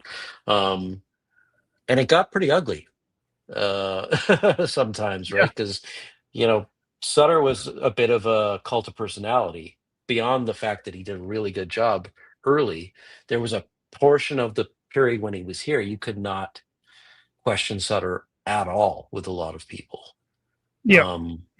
And it's just like, that's not how I roll. I'm never, nobody's off limits for me ever when it comes to stuff. I'm a big Backlund fan. If Backlund starts playing like shit tomorrow, next year, next week, I'm gonna say it. You'll call it out. And if the, I try to call it as closely as I see it, right? And there's no, I worship at no altars is the way I try to be a critic and a fan and a writer. So yeah, and the reason is when it comes back to it all is I want the team to be as good as possible for as long as possible. That's it. Yeah. This is becoming a little bit of a, like the last 2 years, maybe. This is becoming a little bit of a rivalry, eh? Chicago and Calgary. Yeah. Yeah. Just randomly out of nothing. Like they both suck a lot. So there's that. But they just have like heated games. Yeah. And you're not even really talking about it because nobody cares about the outcome of the game. Everybody 2-1. Yeah. Big fight just now. Yeah. It'll be interesting to see if Chicago can kind of get over the hump. I think they can. They're still not a great team. They're a okay team on the ascension because of some, Bedard and stuff. They have some players coming. The Flames are definitely going to fall back of them. Mm-hmm. I don't know who's going to be the next rival for the Flames. Honestly, it was Edmonton, Vancouver. Who's it been recently? Edmonton's kicked their head in for years. Edmonton's kicked their head in, but there was a little time there where around the Smith and Talbot fight, there was a bit of a way time back there. In the day when Sutter was in town. When Sutter was in town, he told the team when he was the coach specifically, like, it is important that you beat Edmonton. And and then Edmonton stunk for a while, right? They stunk until they didn't. So we kicked the hell out of them for a while. But, McDavid arrives and, he's a cheat code. Yeah. I'll say this for the rest of my life. We can be, even if we're rebuilding, if we are 1 point out of the playoffs and it is the last game of the season, you beat Edmonton. I don't give a shit. Fuck Edmonton. Yeah, always try to beat Edmonton. Yeah. Ruin their day if you can. Exactly. That's the fun of sports, for sure. Yeah. So here's a question for both of you guys to start with Anand. Connor Zari's play of late. I've been really impressed, but what have you thought? Ooh, it's a 5-minute power play, by the way. But go ahead. Yeah. Yeah, I think Connor Zary has been excellent since his knee injury. I think it's the past 8 to 10 games that he has really rebounded well. I don't know if it's the new partners he has, whether it's oh boy, I forget on the spot. You put me on the spot, Kyle. But yeah, I think he's playing with Kadri today. Yeah, Kadri. He was playing with Backlund previously. Yeah, I think that one helped with Coleman and Backlund. I think that's the rejuvenation line always you look forward to. Even when Coronato was with Coleman and Backlund at one point, I think he started to shoot more. So I think that helped a bit. And yeah, Zary has been great as of late. Yeah. It's nice to see, right? Like, he's had periods in the last, few years before this where, it's clear the talent was there. It wasn't consistent and it was always interrupted by injury. So I think the question for us leading into this year is he broken indefinitely? Is it kind of over having multiple knee injuries and I think it was a high ankle sprain when he was in the AHL. So has that either hurt him physically enough that he can't play anymore, or has that disrupted his progression? Right. In his first game, in his first preseason game with Calgary ever, I believe he blocked a shot in his second shift in his first preseason game with Calgary, and he was out half the season for the Wranglers. And I think in the WHL he had a season like partially wiped out. So just Oh, before that, okay. stuttering, Yeah. stuttering, bad development, unfortunately.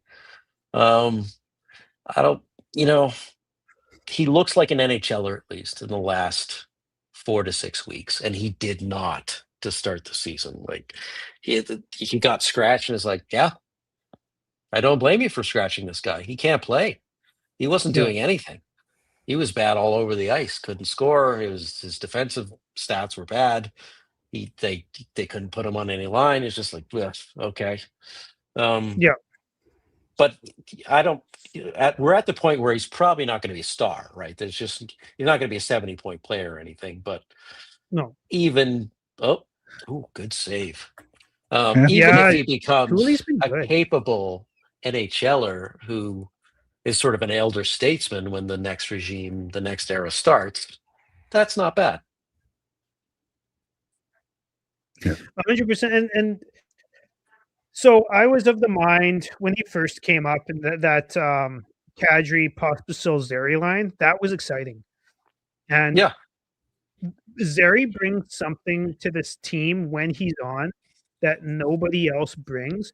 Rasmus is fucking at it tonight. He's been chirping all game. Anyways, That's his thing. That's one of the things he does for sure. I love somebody on 960 threw it out there earlier today that if/when Rasmus gets traded, it's basically we're gonna be missing a bunch of soul in this team, a bunch of like grit and soul and entertainment, because that's what he brings. He's got that. Back to Zeri for a bit though. I'm a huge Zeri fan, and like I said, he brings something that nobody else brings, which is puck protection.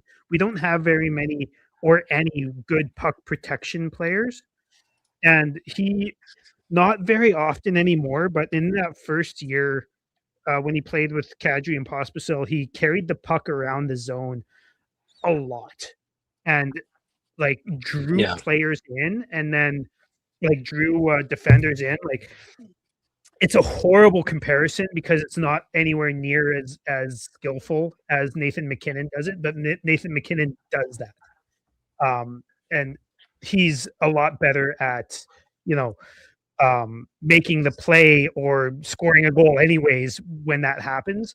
But players that do that draw all the defenders towards them, and that's what made Pospisil and Kadri so good that year. I swear to God, that's what made Pospisil and Kadri so good that year. And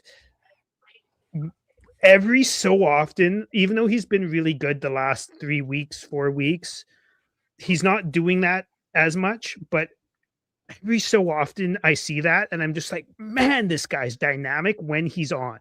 But like you said earlier, you were talking about Backlund, but like you said, I love Backlund, but when Backlund's been bad, I have no problem saying that, because you can't filter yourself, and you can't be too biased on certain things. But Zeri, like you said, Zeri was fucking awful for the first little bit of this year. He was just like not even NHL level, like you said. And I'm just happy to see that I'm not going to say he's back, but he's trending in the right direction. I think he's second on the team in the last month for scoring. Ever since Mike Gold decided he was going to donate every time Zeri and Sharangovich got a point, they've been scoring. Yeah, since December 1st, I think he's behind only Backlund in terms of scoring on the team. Yeah.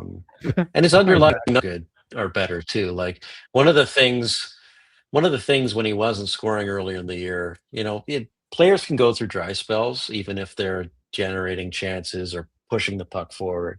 It happens. Having covered this team for 20 years now. But he wasn't doing that either. He was getting absolutely, he was getting shit kicked on the ice when he was there. Yeah. Getting killed.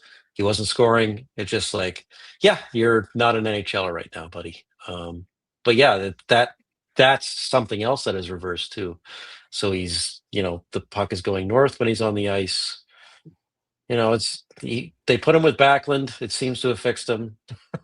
I don't know what Michael does, but he's fixed a lot of players in his career. Witch doctor, yeah. Yeah, he really is. And as you said, players go through their dry spells. It's a thing, right? Yeah. I'm more concerned with what they're doing away from the puck. What happens when they get the puck on their stick? Not necessarily are they putting it in the net, but are they creating opportunities for their line mates? Are they creating chances? And you're right. For quite a while, Zari simply was not. Yeah, he was a detriment, right, to the team when he was playing, and that's not a good look for a future superstar who is looking more like he's going to be a middle six in his career, which is fine, but there's a lot of those in the league. He's replaceable. So Freebar says I'd trade Hansi and Pospisil, so we have guys in the system. Clapper is awesome. So I'm not ready to give up on Hanzek. I think he started showing some promise, and he's still only 20, I think. Like he's not an older player at all. He'll be 21 soon. Yeah, Pospisil's a little bit older, and I'm more worried about Pospisil when it comes to the head injury. We had a big talk in the Discord about it earlier, but I'm worried about his head injuries and all sorts of other stuff with him. Also,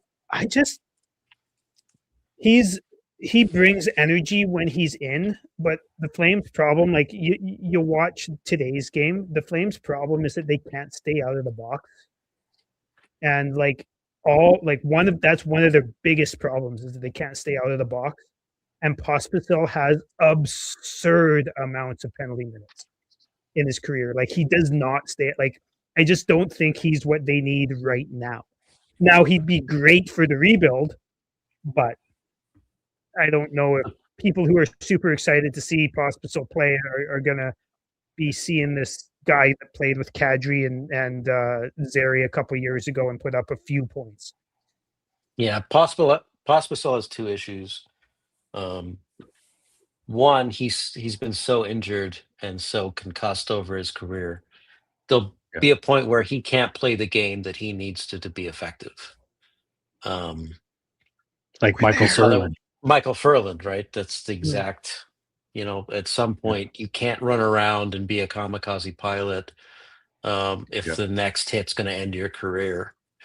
And the other issue is, especially last year, he just did not have offense at all. You can't have no offense in the NHL as a forward. You can be a 7 to 9 minute per night guy at best, but that just means you're an edge of the roster, replacement level, fringe. You're there if someone gets injured. Ryan Lomberg. Except Ryan Lomberg. He except he stays healthy. Yeah, he stays healthy, and he's discovered how to score goals, and yeah. And even Ryan Lomberg's not an everyday NHLer, right? So no, he surely isn't. Yeah, Pospisil, I was a big fan. Like when him and Zary were playing with Kadri that season, that was exciting to watch.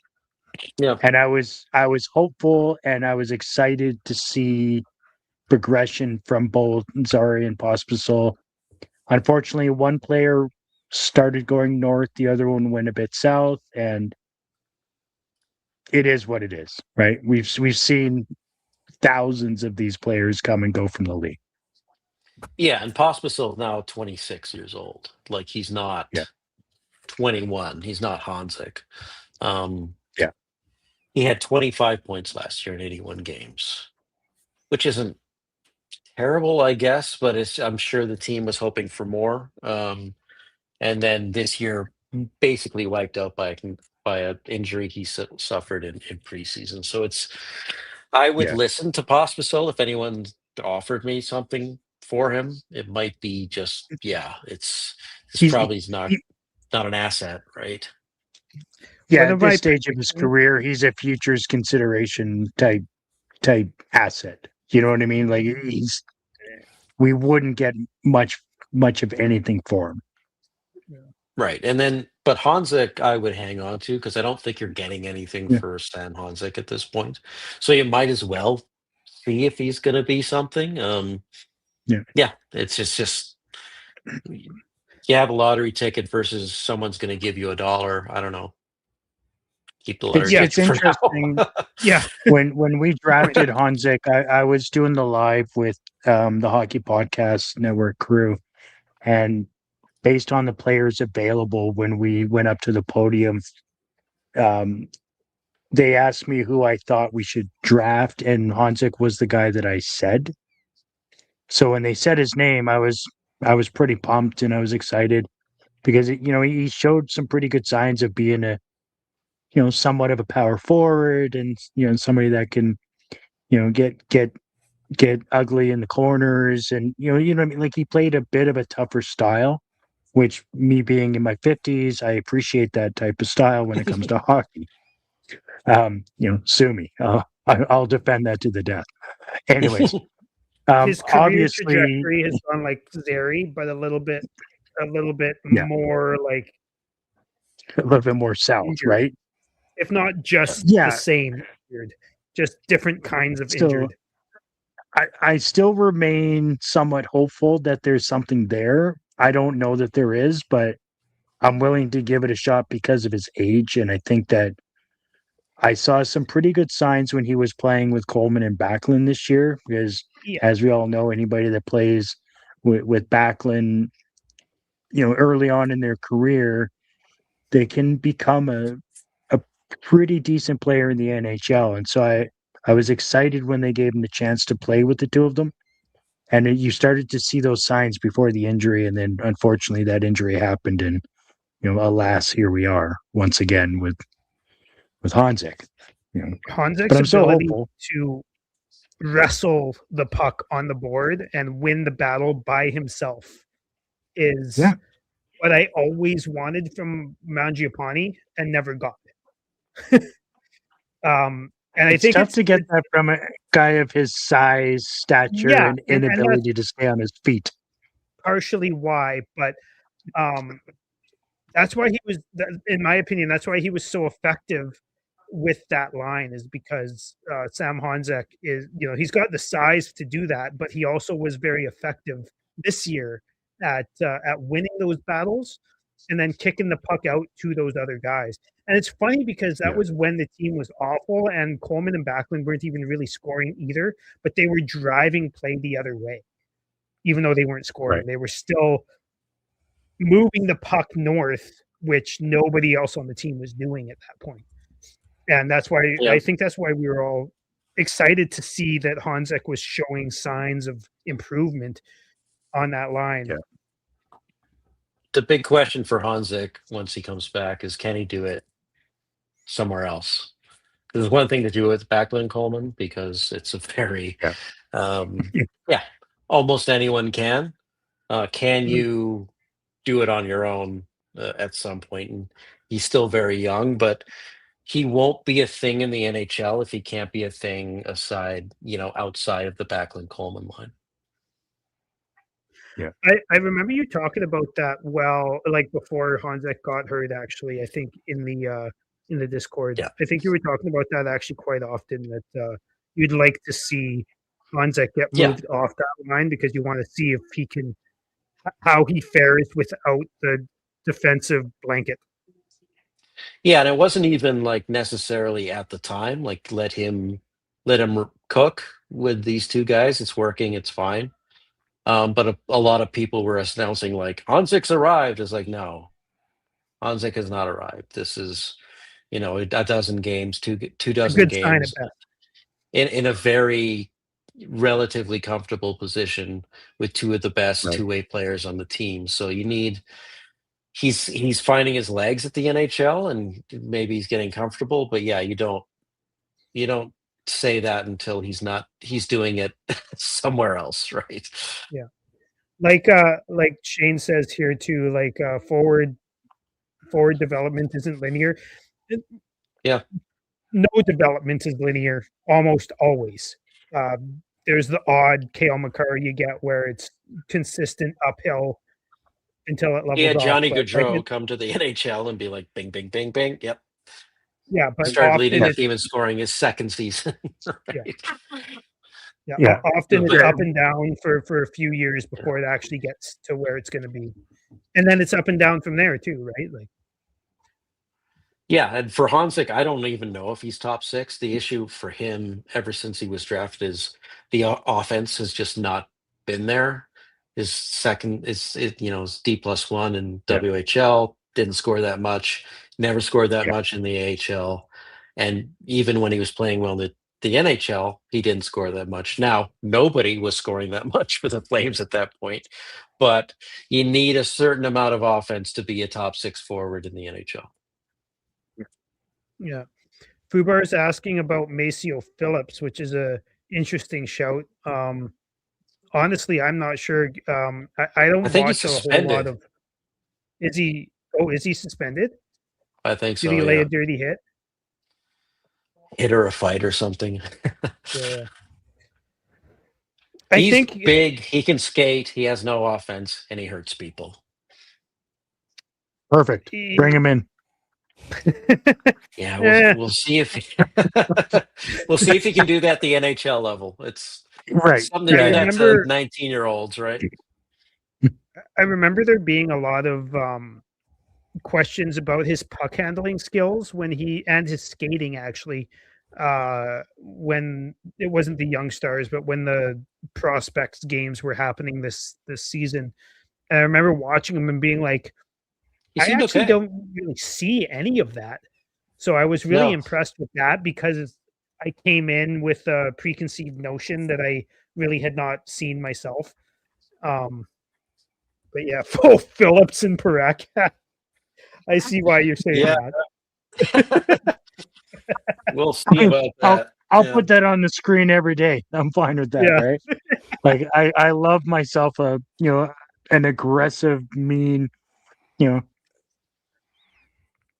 new era Robin Menko with Regier. Gretzky. Yeah. Okay. I'm fine with Right, that, yeah. right? I'm fine with So that. Yeah. Gradin is probably a top six. I think Yeah. I Probably. hate to like do definites, but I think Gradin isn't probably a top six. I think he is a top six, and I think there's a very slight chance that he becomes a top line, like actual legitimate top line player, like 15% at 15%, like ish, right? I think that he's going to be a second liner.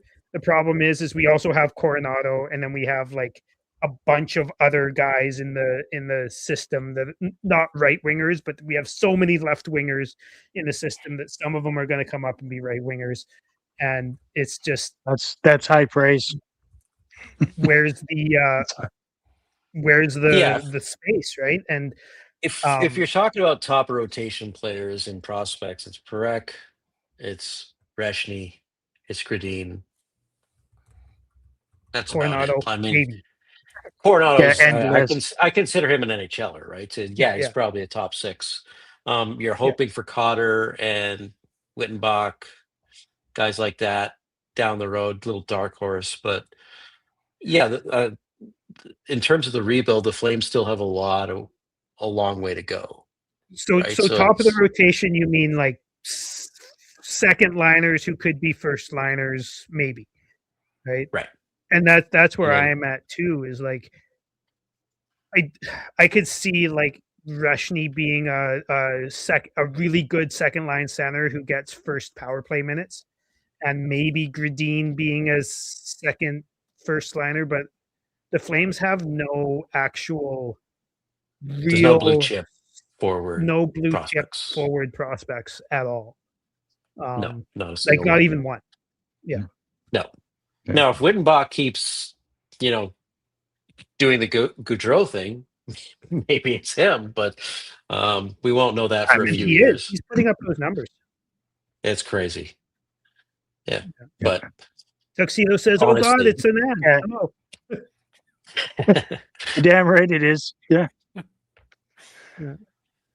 All right, guys, I'm going to have to bounce for the third period. I actually have to write something for tomorrow for the. Oh man, for you have to go to Postmania. work now? That's Yeah. lame. Right, man. Well, That's lame. appreciate you coming in as always, man. It's always a blast talking to you.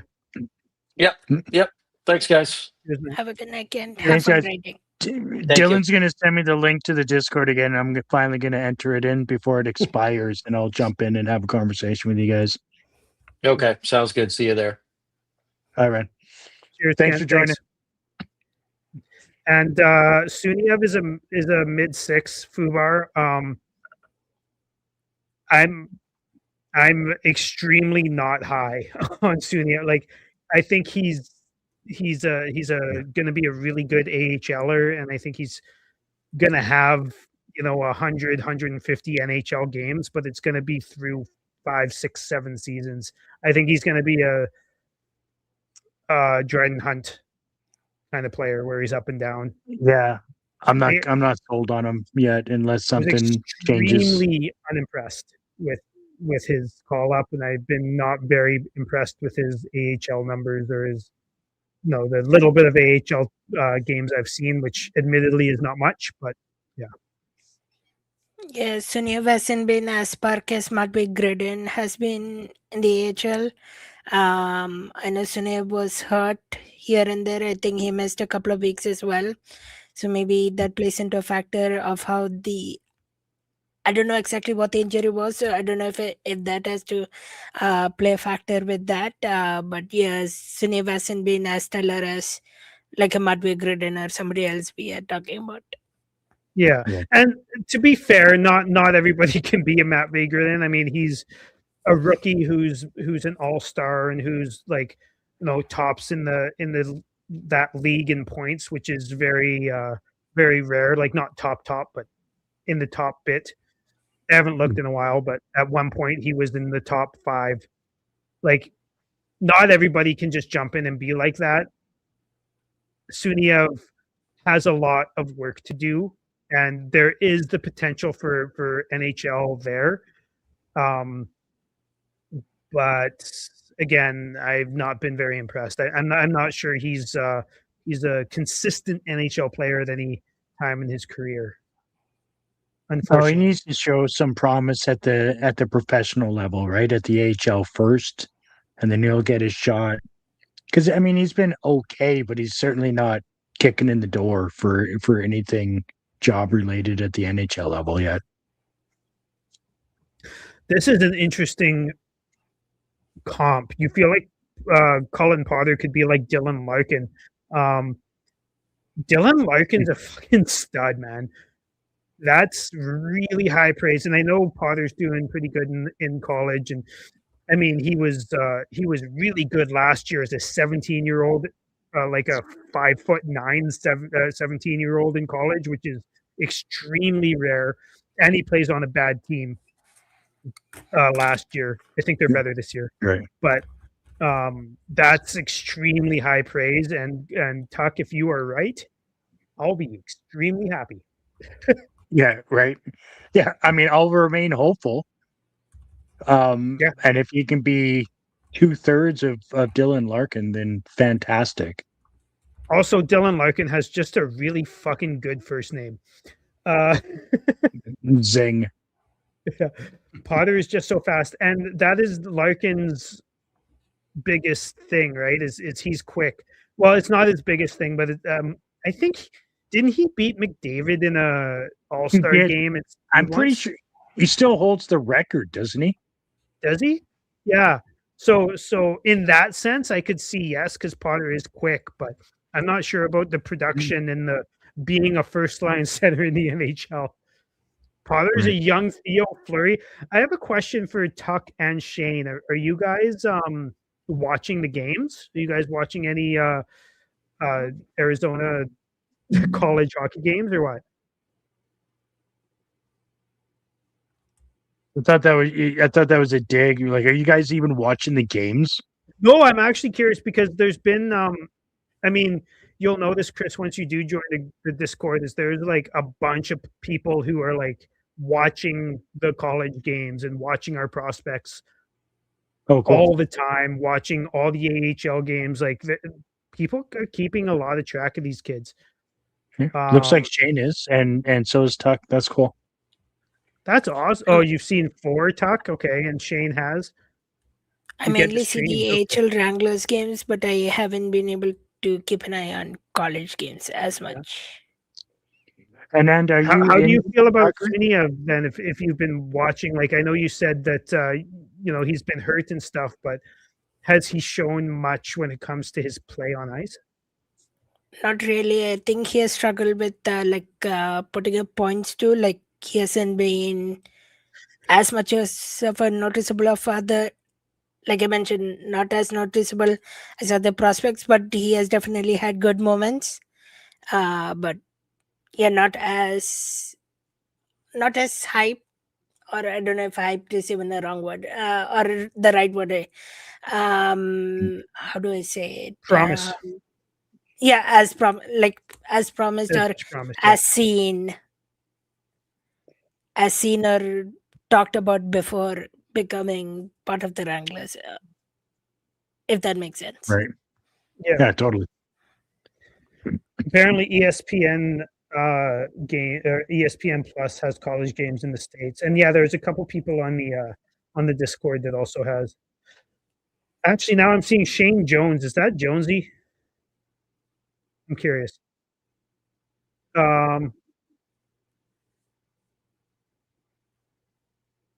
Jonesy on Discord. I'm curious because Jonesy's one of the guys that watches the college game. And yeah, Ethan Wittenbach. No, he's not. Okay.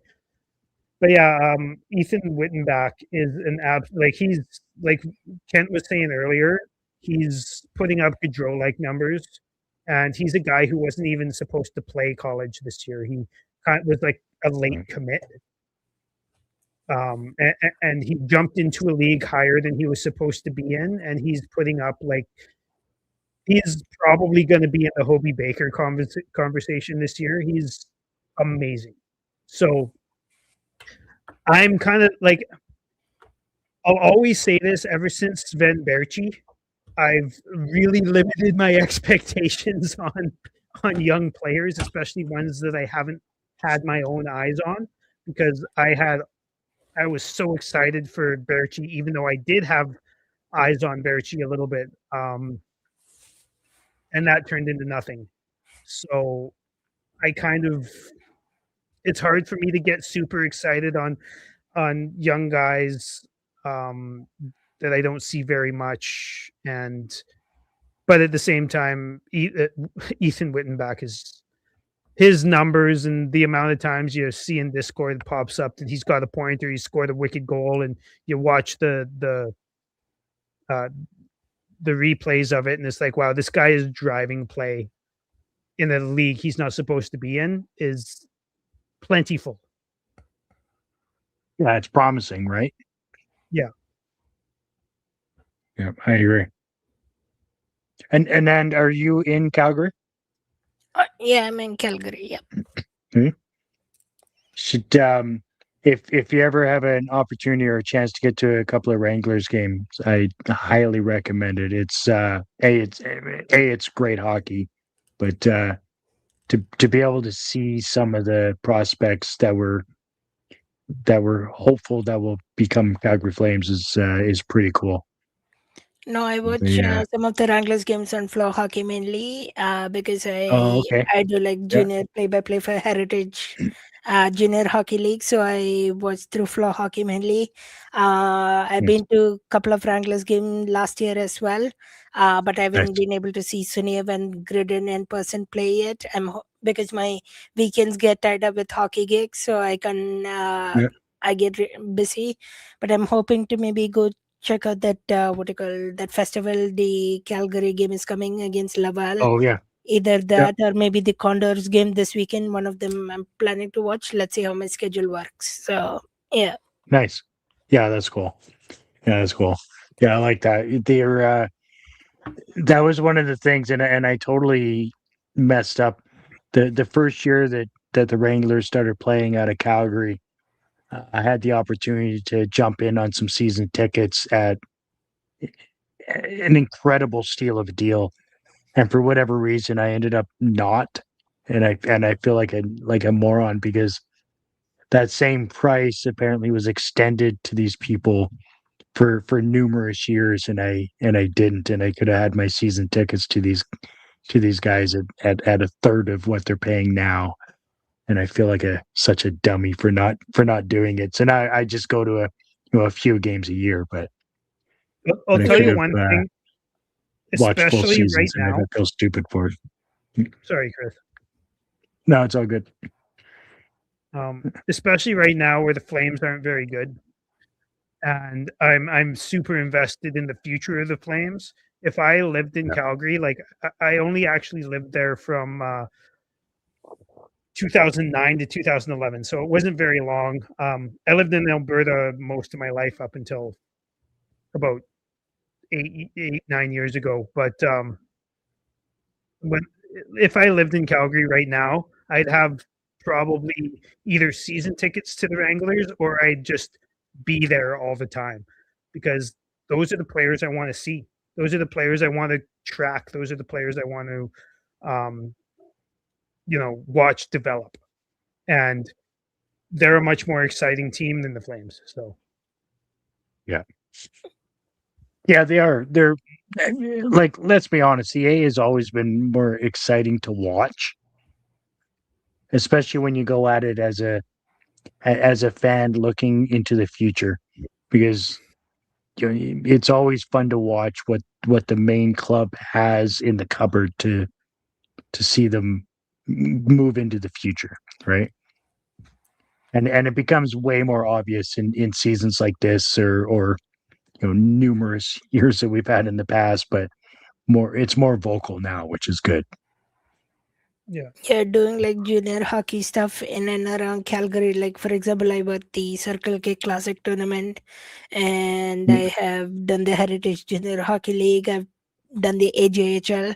When you see like these young players score goals in different types of ways, different type of excitement, the pure skill they have, the pure speed, I want them to be part of the Flames one day, which we don't have right now. We don't have skill. We lack speed sometimes. We don't have that shooting mentality. We don't have that superpower. So, like for example, I saw, like I didn't call any of their games, but one example to watch in the near future is the Marek Scholz from Regina Pack Canadians, who is part of that team, or maybe even Liam Pugh, I think his name is. There is a Madden Dino who's just a 15-year-old right now. To watch them go up through WHL, and then eventually you want them in the Flames. I don't know if it will happen, but just naming some of these players, like hockey is going to be a more fast growing sport, and I wish the Flames realize that and put some eye on the ice product for us to see some entertaining young hockey. Yeah, fun. Absolutely. That's the thing, right? Is being able to put an entertaining team together that puts fans in the seats, right? That's what we want. At the end of the day, we're paying for entertainment. That's what sports are. So you want to see excitement. You want to see people with skill. You want to see people with size. And in hockey, obviously more so, you want to see hits and just things that get you to jump out of your seat and be excited that you're in the building, which we're certainly not seeing anymore, with this organization. So we need to move forward. Not as often as we should. I actually jumped out of my seat twice today, and both of them were hits or fights and hits and stuff. See, I jumped out of my seat 3 times. 2 of them were for pee breaks. Tuxedo says, I need Anderson off my team. And here's the thing. What? I mean, we were talking about it earlier. Rasmus Anderson brings soul to the team. He brings heart to the team. We're going to miss Rasmus Anderson. I mean, again, I have a jersey sitting right over there. Even his stare downs, Dylan, I think we'll miss that too. The stare right. downs, the chirping, Yeah. the on the mic moments, all that type of stuff. I'm gonna miss the Christmas it's time fireplace to get seating rid of them. arrangement. Oh yeah, they need to find a new person for Christmas. Yeah. Look stare, yeah. There's nobody else on the team that you're willing to watch for 10 to 15 minutes sitting in a chair not moving. I think they extended to 10 hours that video. I think this year they made it 10 hours.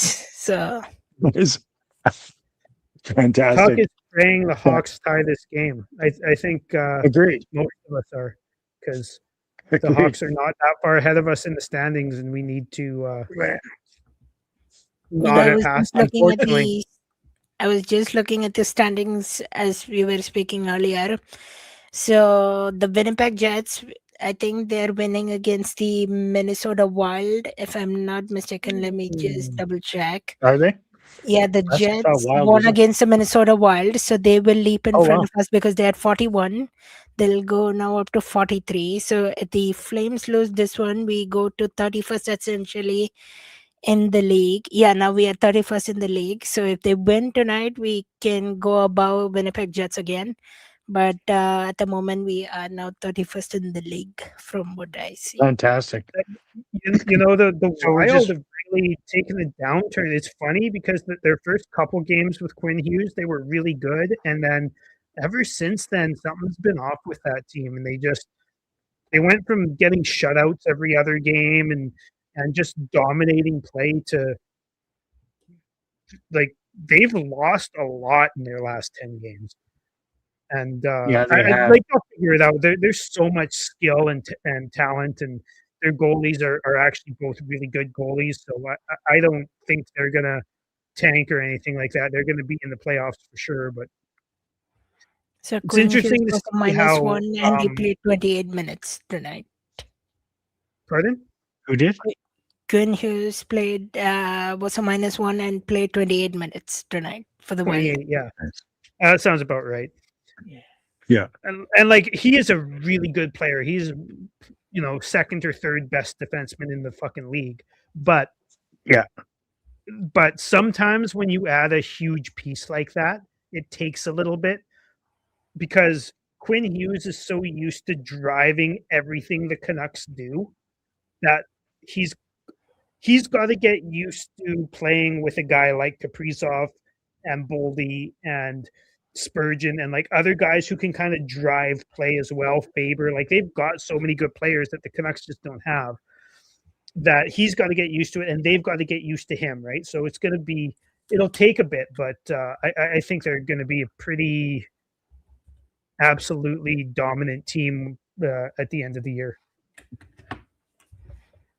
Yeah, to Tuxedo's point, yeah, definitely getting an Ivar Stenberg or McKenna would be happy for me as well. I would be totally fine with that.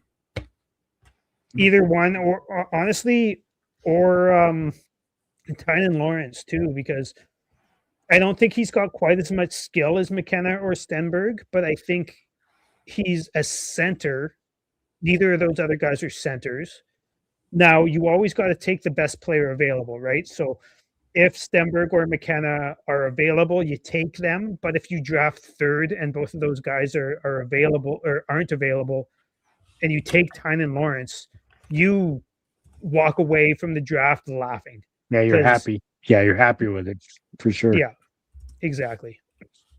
Yeah. I actually, I don't know. I don't want Lawrence more than those other guys, but I think I'd be just as happy because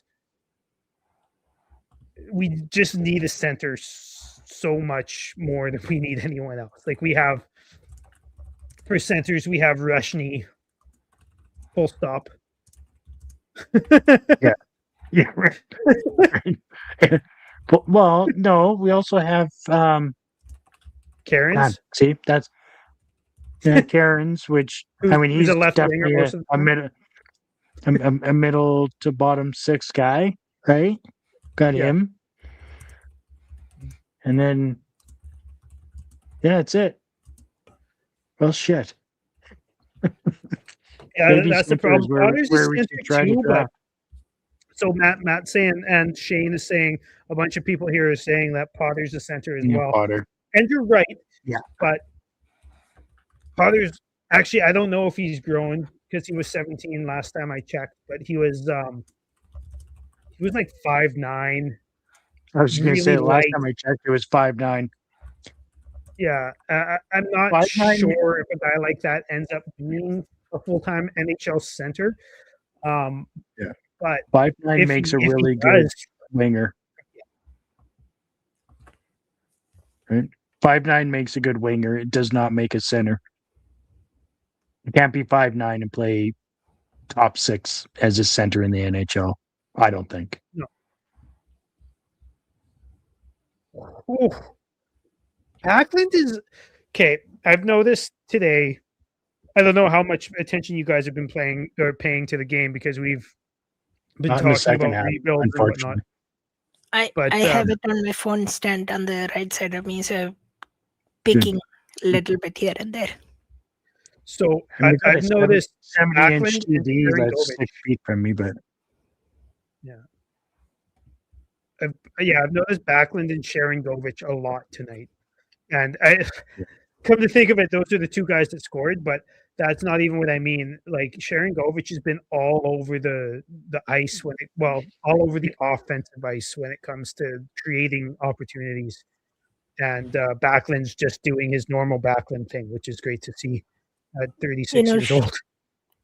Sharangovich again playing with Backlund. I think Backlund once again being the answer to fixing Zary, fixing Coronato.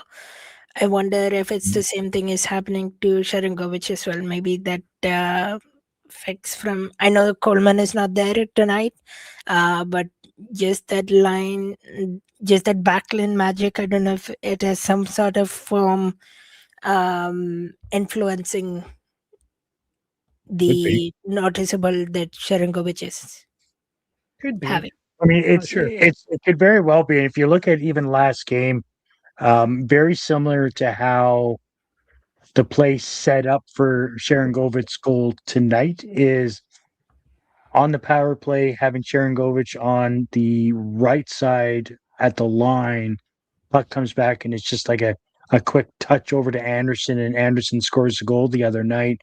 Similar play tonight, quick touch over to Anderson, which set up the fury and the play where Sharon Govich is beside the net, and ultimately to get the rebound and pot it in.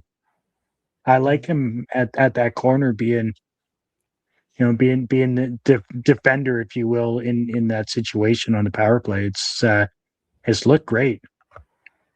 You know, And you're right, Sharon Govich has been all over the ice tonight. He's been really good. Okay, I like it. Right now, but Got to bring up a couple comments here, boys. Yes. First of all, Huska diet Daryl Sutter. like if the diet is like less stuff you winning, eat something for dinner, then yes. less No, I like that. Also, less Stanley Cup pedigree. Lady here says, Tuck, elaborate, because I think this is what they were talking about. Tuck says, Huska hockey is quite something. And by something, you mean, Wait, oh no. what do you mean, down. Tuck? What do you mean, Tuck? I know what you mean. Hey, guys, I don't think they're trading Anderson. You're How are being you this just far got ahead of me? When we that? started, this has happened to us a couple times in the live stream, Dylan, is when we started this game, I was 12 seconds ahead of you. Now I'm apparently 20 seconds behind. How does that happen when neither one of us has touched the remote during the game? That's a good question. Oh man, that was so close to him. Have you seen it? No, of course I haven't seen it. I'll see it in 10 seconds. God damn it. Is it like something in the jewels or what? Inside of the foot. Ah, yeah, that sucks. That stings for at least 3 days. That's also high That's ankle. also the It's type not of like thing an that helped inner foot. Barry out for a half a season when he, like we were talking about it earlier, when he blocked a shot in preseason there. Dylan, let's not even bring that up because now they're showing number 4 on the screen, and we need to have the ability to trade that man in the next day or two. There's no way that they trade him if Wiggs is down. Do you believe that? I do believe that, and that's, you know what, you know how you sit a guy in the wake of a potential trade, but maybe what the Flames should have done is sat Uyghur tonight in the wake of a potential Anderson trade, just in case, right? Because he's a veteran now. He might be a little more fragile than you're wanting. So gonna clip that. Ensure that the ownership and the management are just fully on board with trading Rasmus Anderson, you sit Uyghur so as that this scenario doesn't happen. Yeah. Oh, that's good man. stuff. Look at him. He's in the, oh yeah. Yeah. He's in the tunnel, yeah. Damn it. A little bit worried he might come back out. Be interesting to see, but also you never know about that type of thing until a guy takes his skate off. Sometimes it'll be, if you remember Gregory Campbell in 2011, the only reason I remember that is because it was the year the Canucks almost won the cup. Right. And Gregory Campbell blocked a shot and broke his foot or broke his leg or something like that, and then continued playing for like an entire period, and then took his skate off. It was like, oh, I can't be playing. Right. Yeah. This isn't right. Yeah. I'm gonna have to increase my skate size by 7 to continue. But he would have been willing to play if he can get his foot in a boot. Yeah. Hey, Fubar, thanks for that. You guys are great. You know what? Anyone watching, love for you to go and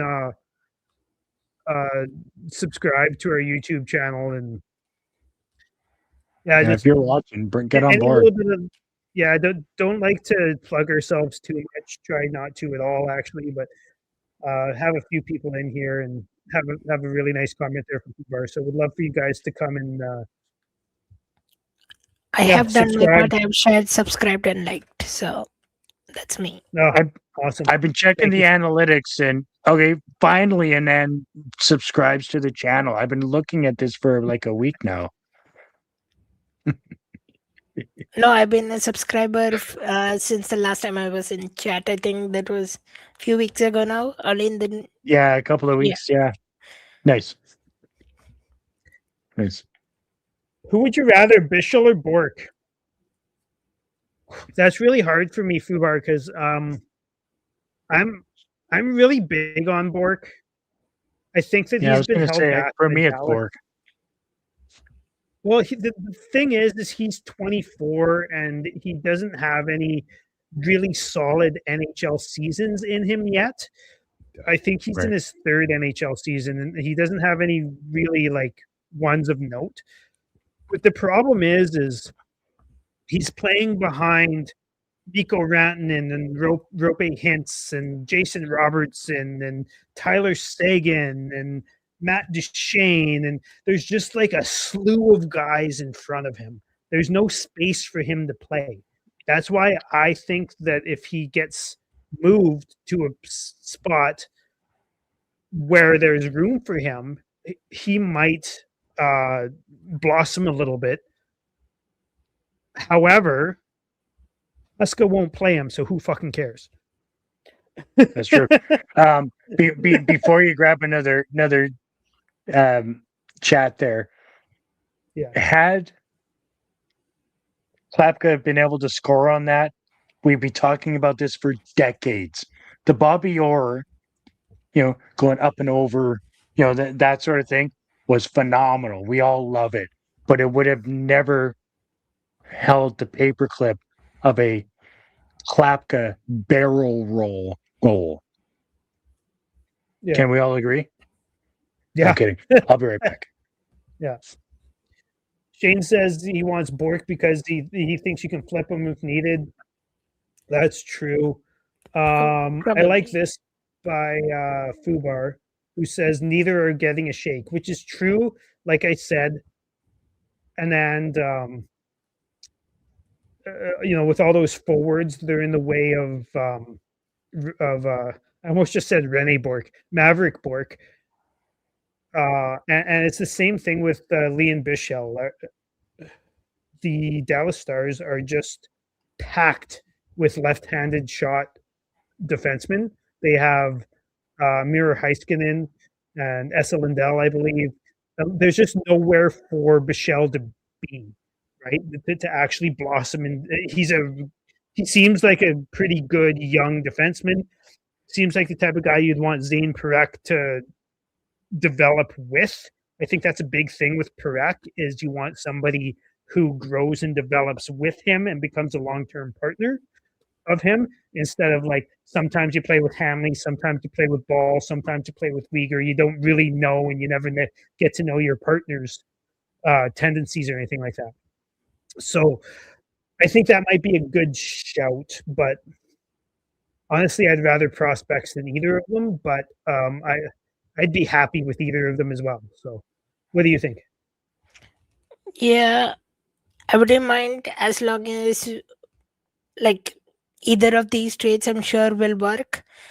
Just ensuring that maybe we get, like, I think the asking price for Rasmus Anderson is like a first round pick and a prospect and maybe another round pick.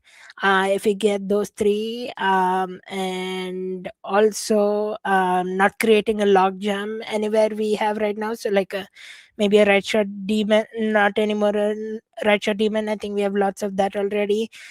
So maybe like a sender. I know one of the other trade proposal that was out there was from Detroit, Nate Danielson, I think, and a 2027 first round pick and something like that. Nate Danielson being, I think, a left wing or right wing or a center. I think that works out really well. Just don't create a logjam, and if you can meet the asking price, I would be fine with any deal by now.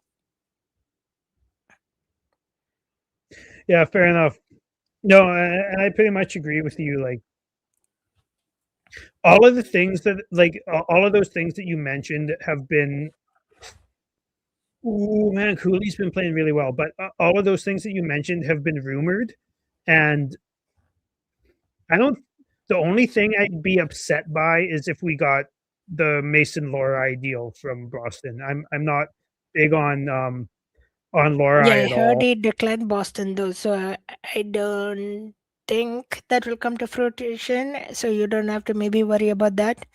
I've heard Dallas and Detroit are more front runners, so we'll see. I hope you're right. I really hope you're right, because the one thing we know about Calgary is that they're really dead set on still trying to contend, or not contend, but be competitive, which are two completely different things, and that's a problem. But and I think Mason Lohrei would be a really good piece for the Flames to continue to be incredibly mediocre. So I'd rather have Bichelle, who I think is already better than Lohrei, or Bork, or Emil Hemming, who was also rumored from Dallas, or Nate Danielson from Detroit, or some of those other players, right? And I'm sure more are going to come in here. So I'm interested. Yeah, we but should I'm draft hoping... Vigo Bjork. I think we should draft Vigo Bjork if we end up like 5th overall. And absolutely. Tuck wants Max Plant from Detroit.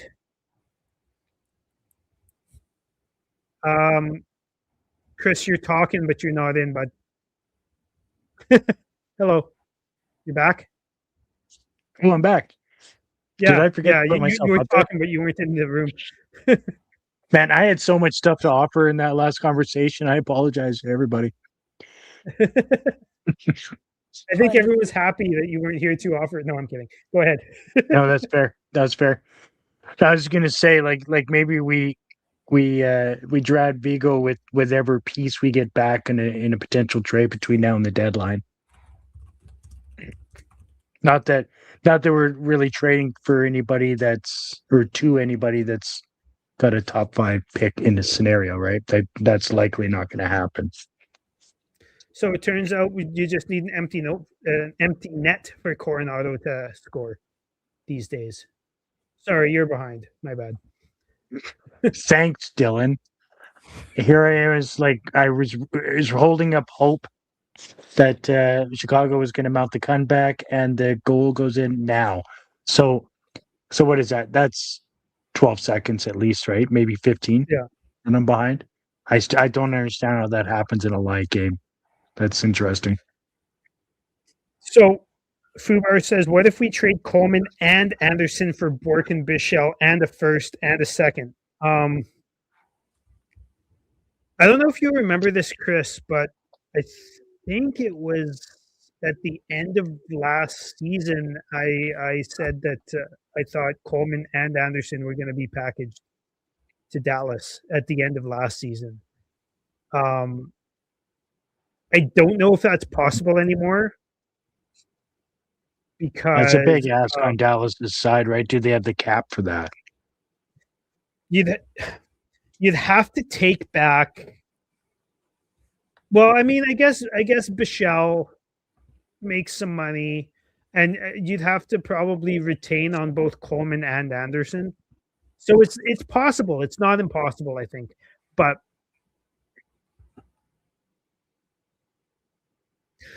I'd rather. I'm not opposed to retaining salary.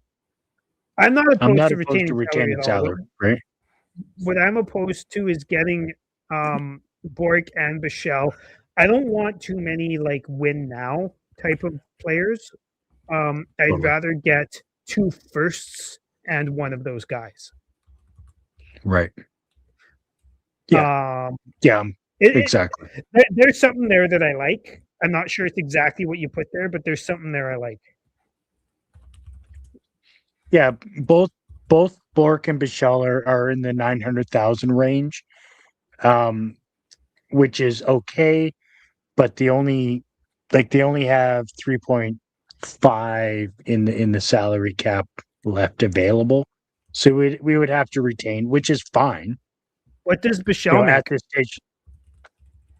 Bichelle is 915, I think it was. Oh, okay, so he's still okay. I didn't realize he was on his entry. Yeah, 918. And Bork's also 900, something like that. 925, I think it was. Yeah. And 950. This one. I mean, great win, Calgary. Fuck's sake. Yeah. Nobody wanted it to. Well, not nobody. Some people wanted it to happen. We didn't want it to happen, but also, here's the thing. For me personally, I don't know about the rest of you watching, but you can't lose them all. We've lost a couple in a row. It's good to see, Backlund keep going. I'd rather win on the backs of young players than the backs of the guys that we won off of. But also, you can't lose them all. You can't be upset every time the team wins. You got to chill out just a little bit. This is amazing, right? We can't lose them all. Thing to say. This is so good. This is not really the conversation that we're used to having at the end of a game, right? After a victory. You can't lose them all. This is clearly where the direction of the Flames is at the moment, which is, God, this makes me laugh. This is so good. I'm super excited about it. I agree, Donnie. I expected Bedard to actually take over this game and for it to be a different outcome, mostly based on the other team being more exciting, quicker, bit more talent. But we threw in our backup goalie, and as we've discovered from Cooley this year, when you put him in this situation, he's going to stand on his head. That's kind of what he does. And not saying that Calgary didn't deserve to win, but Cooley was pretty good tonight. So that's good. Good for him. I'm excited for him. Yeah, Cooley always shows up when he needs to, like especially when he was fighting that flu and bronchitis. I think he showed up that game as well. So good on him. It's a cool Yeah. story. I think his quote as well, that is living up to a legacy as well. No matter we die at one point, I think that's a good way to look at it. So kudos to him. It's a good story. Yeah, absolutely. Yeah, no, I agree, because I mean Cooley has been a really stellar backup the entire season. At the beginning of the year, when Wolf was struggling, Cooley was pretty much lights out, and in the top 3%, there were top 3 of the entire NHL for percentage and goals against average. He was really doing well, and then Wolf finally gets his groove on, and he gets going back to where we expected him to be. Cooley dropped off a little bit, but he's still a very, very solid backup, and I have all day for guys like that. Guys that just put in the work, and they come in, night after night and do their job, and then put in a performance like this, and even the last performance he did the other night was great. That's more than you can expect from your backup goaltender.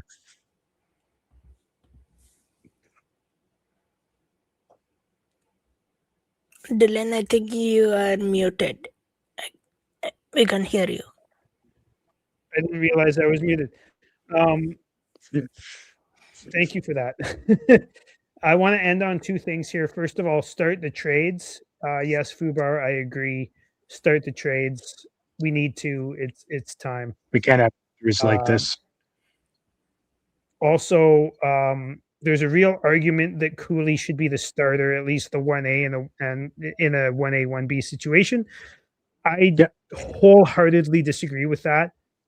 Cooley is fine. You know what? He's good. He's a good backup. I'm not going to like Wolf is the future of this team. He's the future goaltender of this team. He's still young. He's got lots to go. He shows signs of being an elite player. He's not always elite by any stretch, but he shows signs of being elite. Even in games where he's bad, he shows signs of being elite. And Wolf's the guy. Wolf is the guy to take this team into the future for the next 10 years. Cooley is the guy to be taking the games that Wolf can't handle, or Wolf is injured for, or whatever, for the next 2 years, year and a half, 2 years. I love Cooley. Yeah. But Wolf is the guy with the potential, with the resume, with all that type of stuff. Like, you gotta. Cooley's had like 20 NHL games. Chill. I just want to add on. I just want to add on to that just a little bit, and I want you to entertain this thought, Dylan. Yeah. We are trying to enter a scenario where we potentially draft in the top 2 if we can. I personally think the best way to accomplish that is to do a 1A, 1B. Is Cooley the 1A in that situation? Or B. I'm fine. Whoever is hot at the moment is the B. Okay. I'm only kidding. I mean, obviously, I agree with what you're saying 100%. But entertain the thought, right?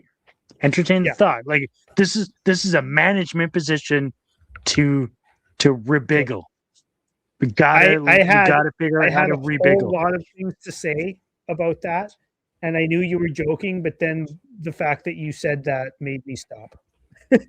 Good. Like, I really like Devin Cooley seems like a good personality. The fact they're both from California is cool. All that type of stuff. It's just Wolf's the guy, man. Wolf is the guy, and he is the guy. But it's undeniable that really, if you look at per game for each goaltender, Cooley has been better. He's been better this year for sure. For sure. Yeah. Yep. And like you can't argue that. So I understand what the guys in the chat are saying for sure. It makes 100%. sense. But you're right. Moving forward with the franchise, clearly Wolf is the guy. Like that's not even up for debate, in my opinion. That shouldn't be up for debate. And I'm sure the guys in the chat would agree with that.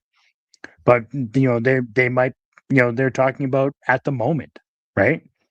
If we were a team that was looking to make a push for the playoffs or make the playoffs, then you have to start the better goaltender.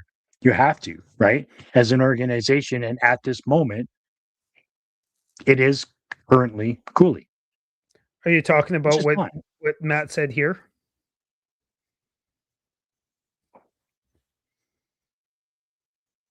I wouldn't say that he hasn't had a good year at all.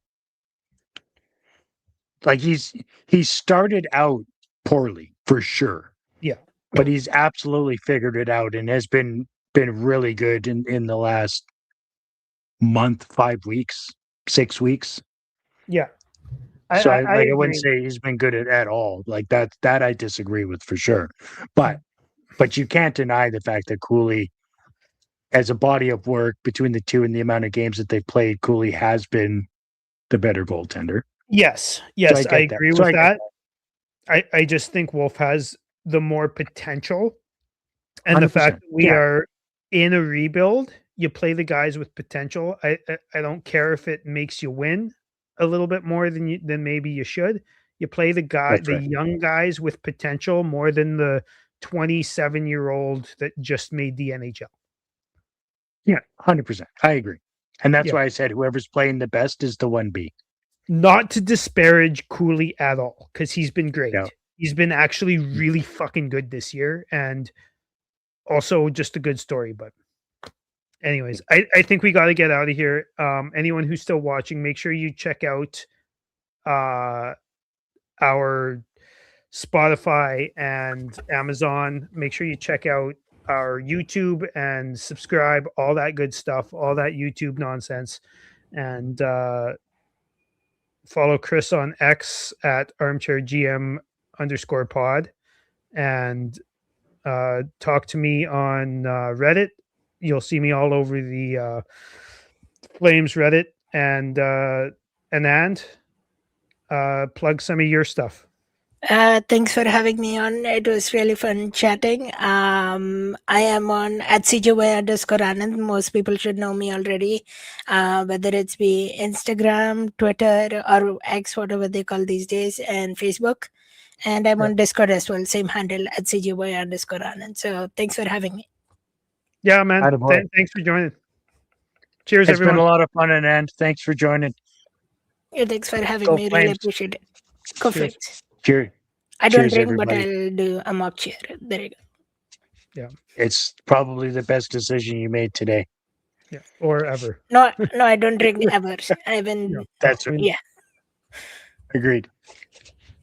Thanks for tuning in, and thanks for watching, everybody, and thanks for the chats. It's been a lot of fun. Go Flames. It's been a good one.